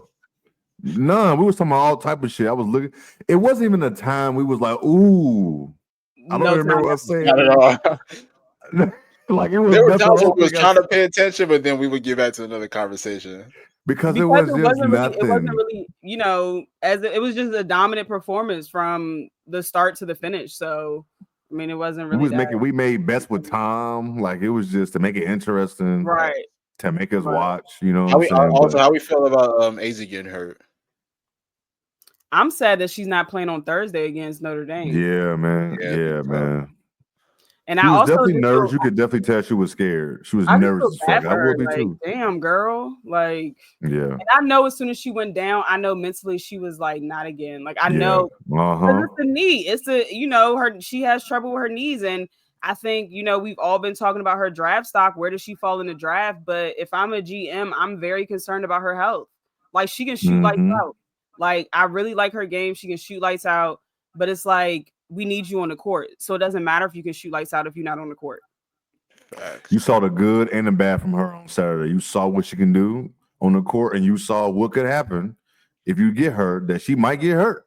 Yes, like I feel bad for her. And it was out of nowhere. She hit a three or something. She did something. Then all of a sudden, she was going to the locker room. It was like, damn, what the? It was so sudden. So it does suck that we're gonna miss her on Thursday, Notre Dame, UConn, which is gonna be a phenomenal game. Hannah would have been in that ass anyway. Yeah, she would. yeah. If you're an opposing team. Look, definitely testing out. She would definitely be testing out that knee for sure. Oh yeah. If you were an opposing point guard going up against Notre Dame, good luck. Right.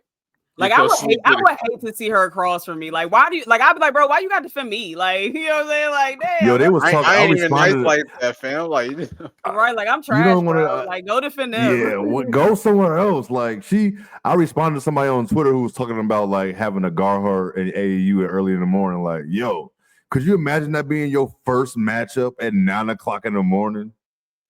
Like. This psycho just clapping her hands. She's on your smiling. ass. Just smiling. Yes. At 9 a.m. This is your first matchup on Saturday morning.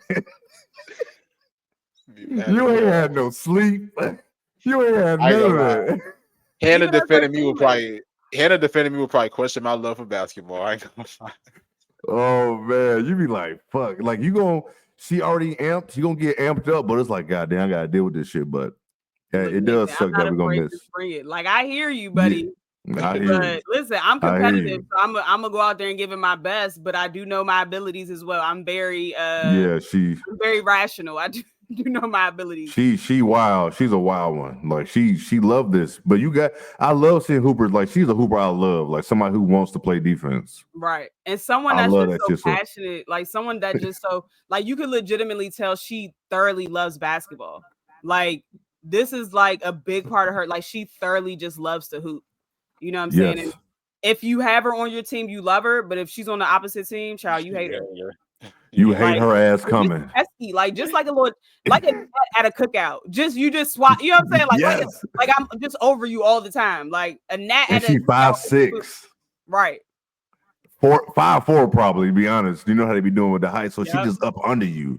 Averages up under you like that. 6 boards at 5'6". Crazy effort. That's effort and hustle. That's the shit you can't teach. She just want that shit. Yeah. You just want to rebound at that size at that point. I'm gonna slide right into this the top 25 rankings. I know we talked about them.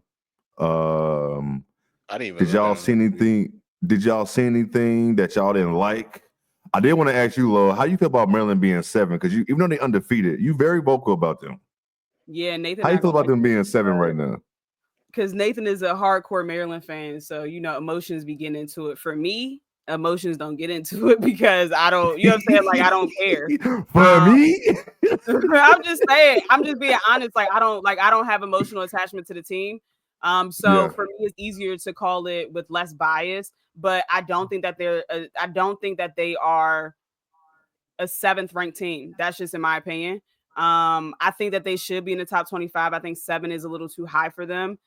I just don't see like a dog on the team.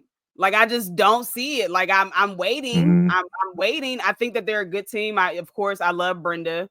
You know, for nostalgic reasons, and I think she's a hell of a coach. But I just don't see them being a 7th ranked team. The last 3 games have been very hard for me to watch. I do like that they came back against, what was that, Purdue? I think they were playing something like that. They were losing most of the game, and then they came back in the second half. I do like the resiliency.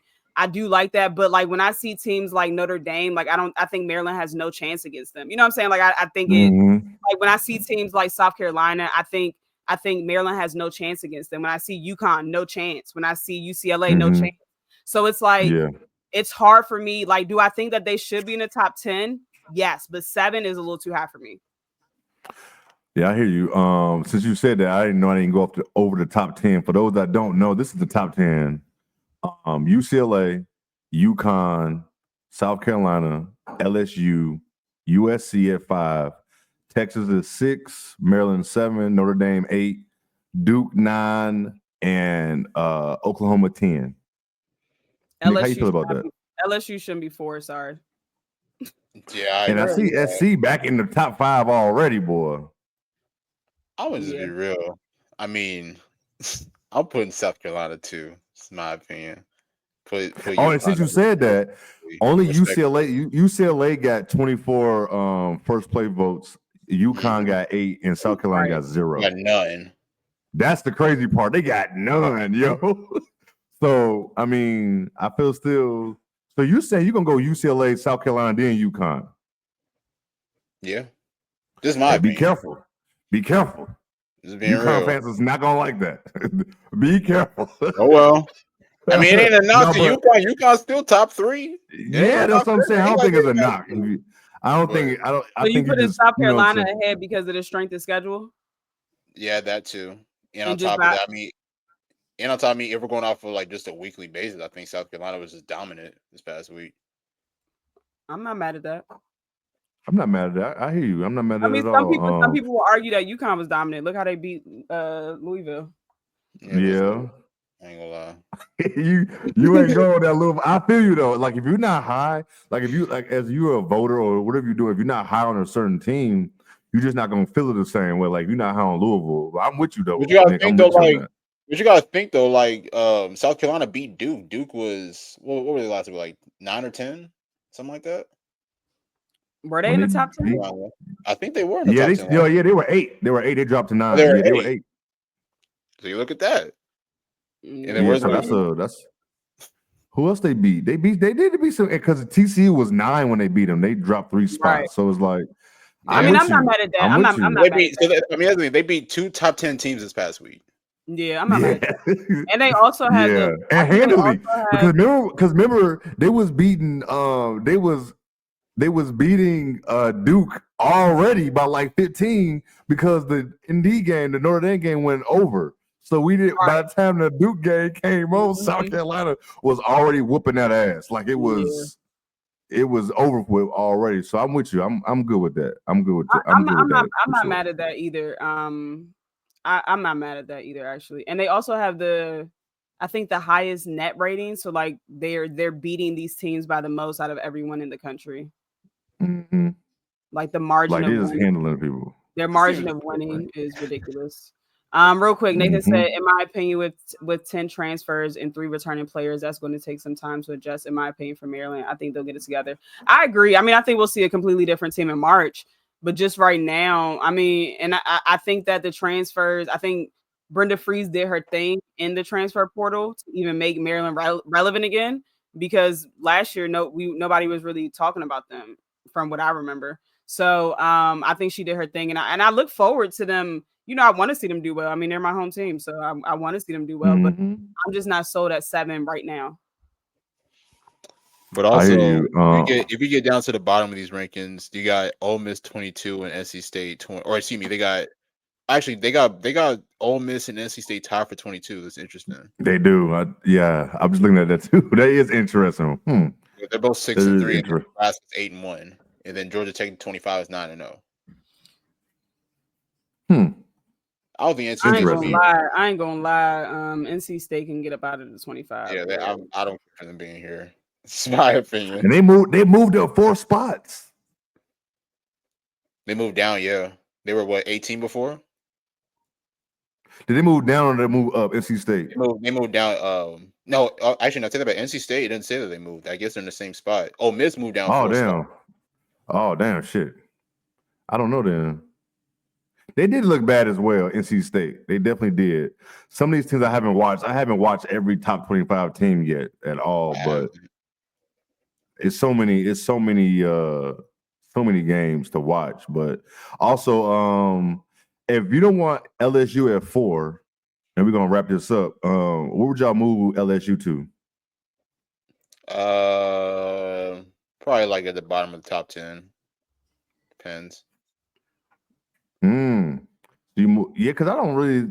Their schedule was just so whack. Actually, The Man. hard part is out of the top 10. the hard They part probably is out they're of 11-0 though, so that's Yeah, that's a automatically hard part. Yeah, Oh, you say you're 17. moving to 17? Honestly, I mean, Damn, Nathan. Michigan State is undefeated and they're 17. That is true too. Yeah, And damn. Ohio State 8-0 and they 11. Yeah, they're 11. Yeah. Damn. I mean, I would probably have them. I'll say like 12, 15 range, maybe. Damn, y'all taking them out the top I might 10. have them. I might give them 10 just because have they played a ranked team? They played a ranked team, right? They played one ranked team, I think. I don't recall them playing a ranked team. No, I don't think they have, yo. And for sure they wasn't I ranked. thought they did play one ranked team, right? Was it NC State? I don't think they have, yo. I don't think Actually, so. didn't they play NC State? I think they did actually. Yeah, I think it was either Was it NC State. It was one of those two, right? I think. Oh, think yeah, it was NC State. Yeah, on the 27th. Because I remember people were like, yeah, that was on the Flow Hoops, yeah. Because I remember people were like saying like, y'all wanted us to play a ranked team finally, and we did, and they beat, one of those things, whatever team it was. NC State, I think. This schedule is so nasty for them, bro. All right, before we move on to our player of the week, I'm gonna ask y'all this: is LSU better than USC? No, hell no. Wait, LSU what? Is that a serious question? Hold on, I'm going down the list. Just hold on. This is all the teams behind them. Okay, let me calm down. Is Yo, Lowe's gonna whoop my ass. She's like, I was like, hold on, wait, are we watching the same? And I'm hard on LSU. I'm hard on USC right now. I literally just called them No. Is LSU better than Texas? Look at Felicia. Hell no. No, they're not. Is LSU better than Maryland? Oh, that's a low. That would be close. That'd be close. I'm going to say yes. Ooh. I'm gonna say yes. Is LSU better than Notre Dame? No. Hell to the fuck ass no. Y'all crazy. Is LSU better than Duke? No. I don't know. That could be. I don't know. Maybe offensively they might have the edge, but I think defensively, I think Duke clears. I think. How about LSU or Oklahoma? Oklahoma's been pretty good. I might still give the edge to LSU for that one, but shit. Going off that, LSU go drop shit some more spots fucking with us. Yeah, but we gonna have ours out next week. Yeah, we're gonna start having our own top 25 dropping every Monday morning for y'all. So on me. Yeah, we're putting you to work. Yeah, for sure. But yeah, every Monday morning we're gonna start dropping ours. So look out for that. I see more upside in Maryland than LSU. I'm not mad at that. I think Maryland. Yeah, I need to watch them. I think maybe, to be honest, like I didn't really start watching Maryland like that until I knew I was going to start covering them, so I could figure out what the hell was going on. And so I think when I started to watch them more like intently and I would put on my schedule to make sure that I watched them. When I started to watch them more intently, I think that they had just started to go through like a hard stretch of their season. So I will say, I saw some of the Duke game. I didn't see the whole game. I didn't see that whole game, but like I've been watching the full games now. And the last 3 games, it just hasn't looked great to me. I do like Bree McDaniel. She's a dog. But I'm not mad at it. I honestly think it could go either way with LSU and Maryland. I think it just depends on who shows up that game. But Maryland, similar to USC, goes on long lapses of time without scoring. And it's like, who is that player that is going to go get you a bucket when you need it? Is it Sellers? Is Mhm. it, you know what I'm saying? Like, who is that player that's gonna do that? So that's hard for me. Like, I need, so for example, for with USC, right? You know, at the end of the game, Juju gonna go get a bucket. Even with LSU, Mhm. it's going to either be Michaela or Flage. They're going to try to go get a bucket. I do like Smigel. I didn't know about her until I think the first time, Nathan, when I noticed her was at the tournament that we went to cover them, and I'm like, oh, like she's the reason why they won that game against George Mason, in my opinion. Like, she just took over in the fourth quarter. So I do like her game a lot. I do. I'm definitely gotta check out some more Maryland. I usually like watching them old Maryland teams. God damn, boy. Man, that 2000, that when they won that championship. Oh my God. Oh that man, what a was tough, bro.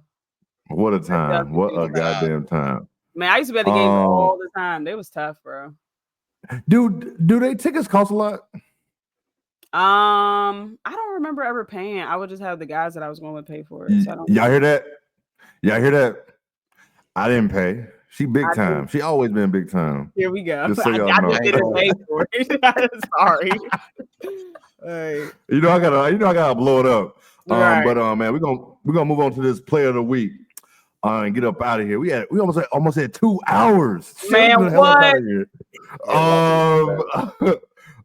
Nick, man, give me your player of the week since you went last week, man. Yeah, I could easily, go to Nye every week, but we ain't gonna do that this time, man.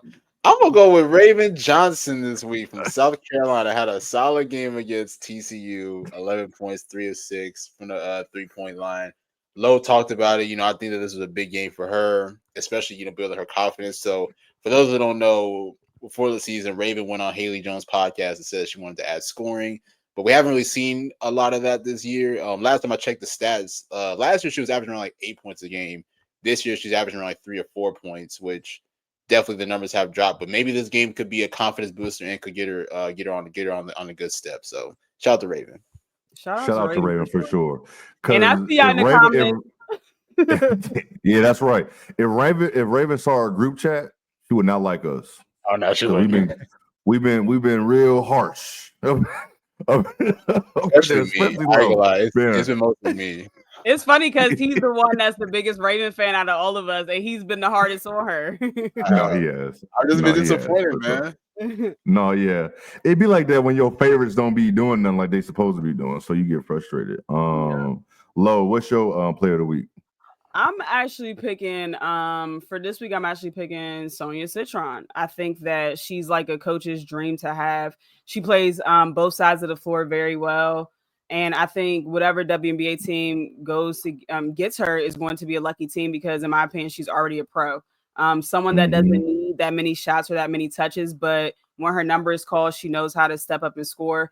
She's a 3-level scorer. And I think that because Notre Dame has such dynamic guards in Hannah and Olivia, Sonia Citron gets overlooked a lot. And I think I said it earlier in the season, but I think this would be a breakout season for her, even more so than her previous seasons, because it's so much attention on Olivia and Hannah. With that being said, with all that attention, Sonia can roam freely. It's not as many eyes on her, or the game plan isn't really fixated on her as fixated is on those other guards. So I think that she's a great player. I think that defensively, we saw what she did against Juju.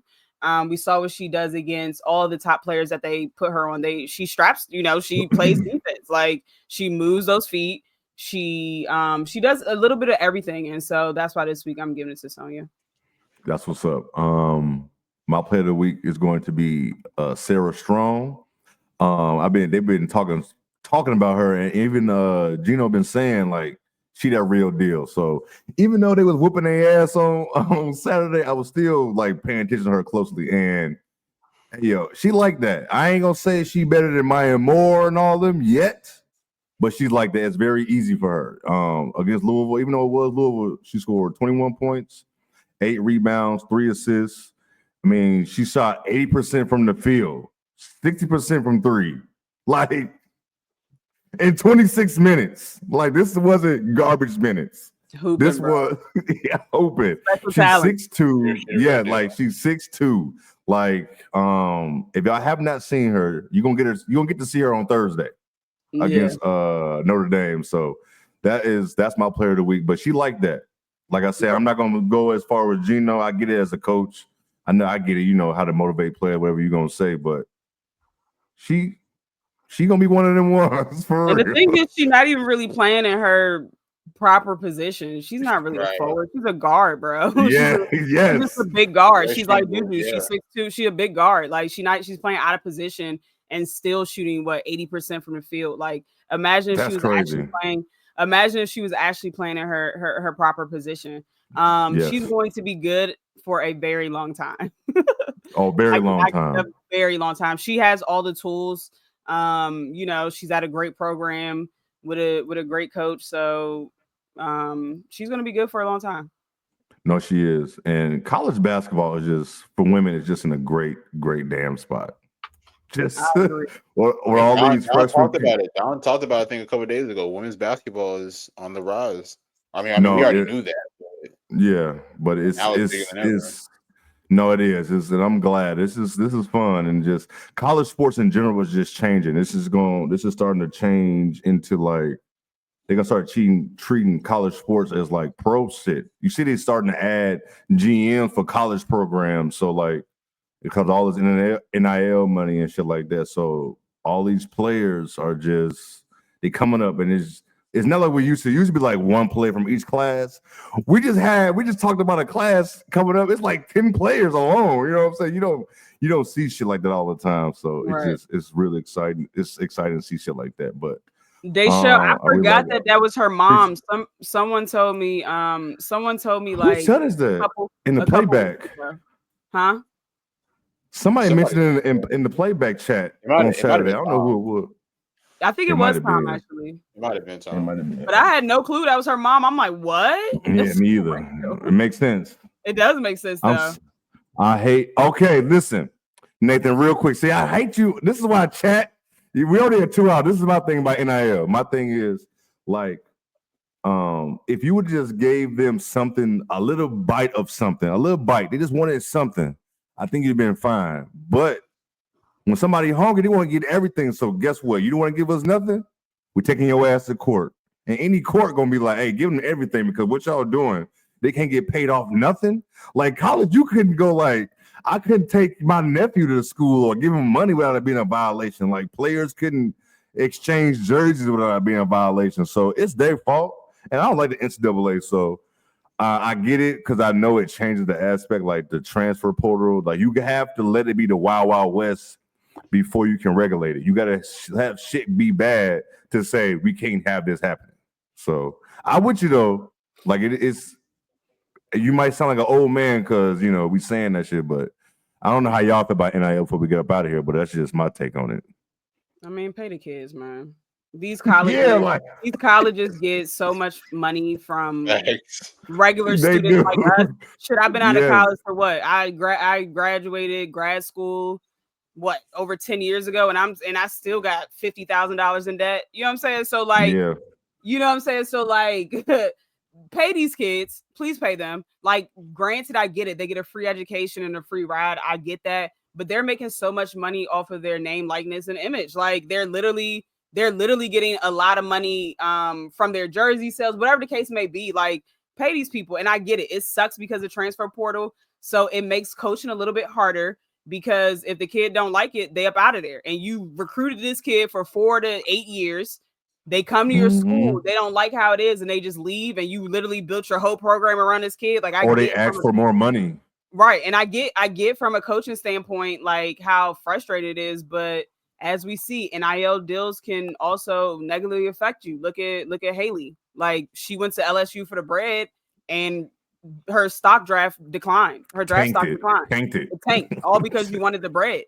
So now you have to go to TCU. You have to go to TCU and hoop your ass off because you still want a shot at making it to the league.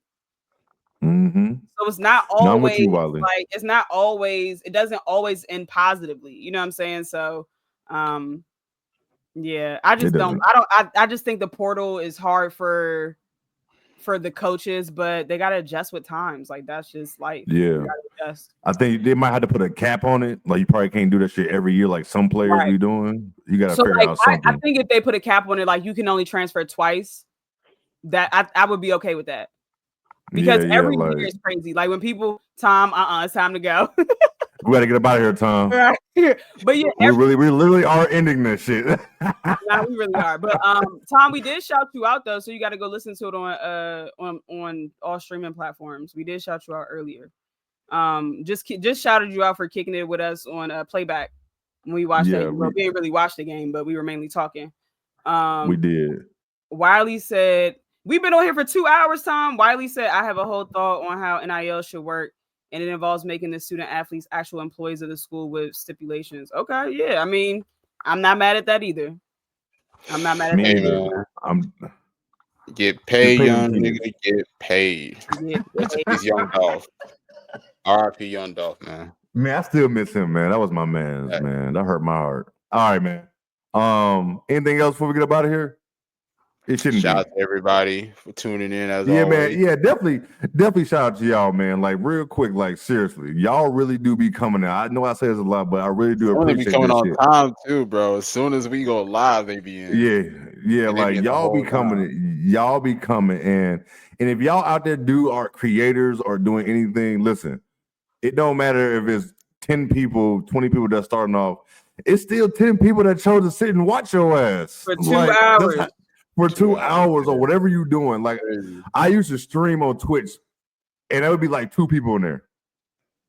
I would do that shit for 2 hours, 2 people talking to the same people, but I built that shit. So it's like, keep on, man. Keep on doing that shit. So, and the fact that y'all be doing here with us, I love y'all for that. I'll never forget y'all and always cherish y'all for sure. Maybe asking for the next playback and everything. I'm like, yes. Oh yeah, playback. Once again, playback will be the 21st, USC versus UConn.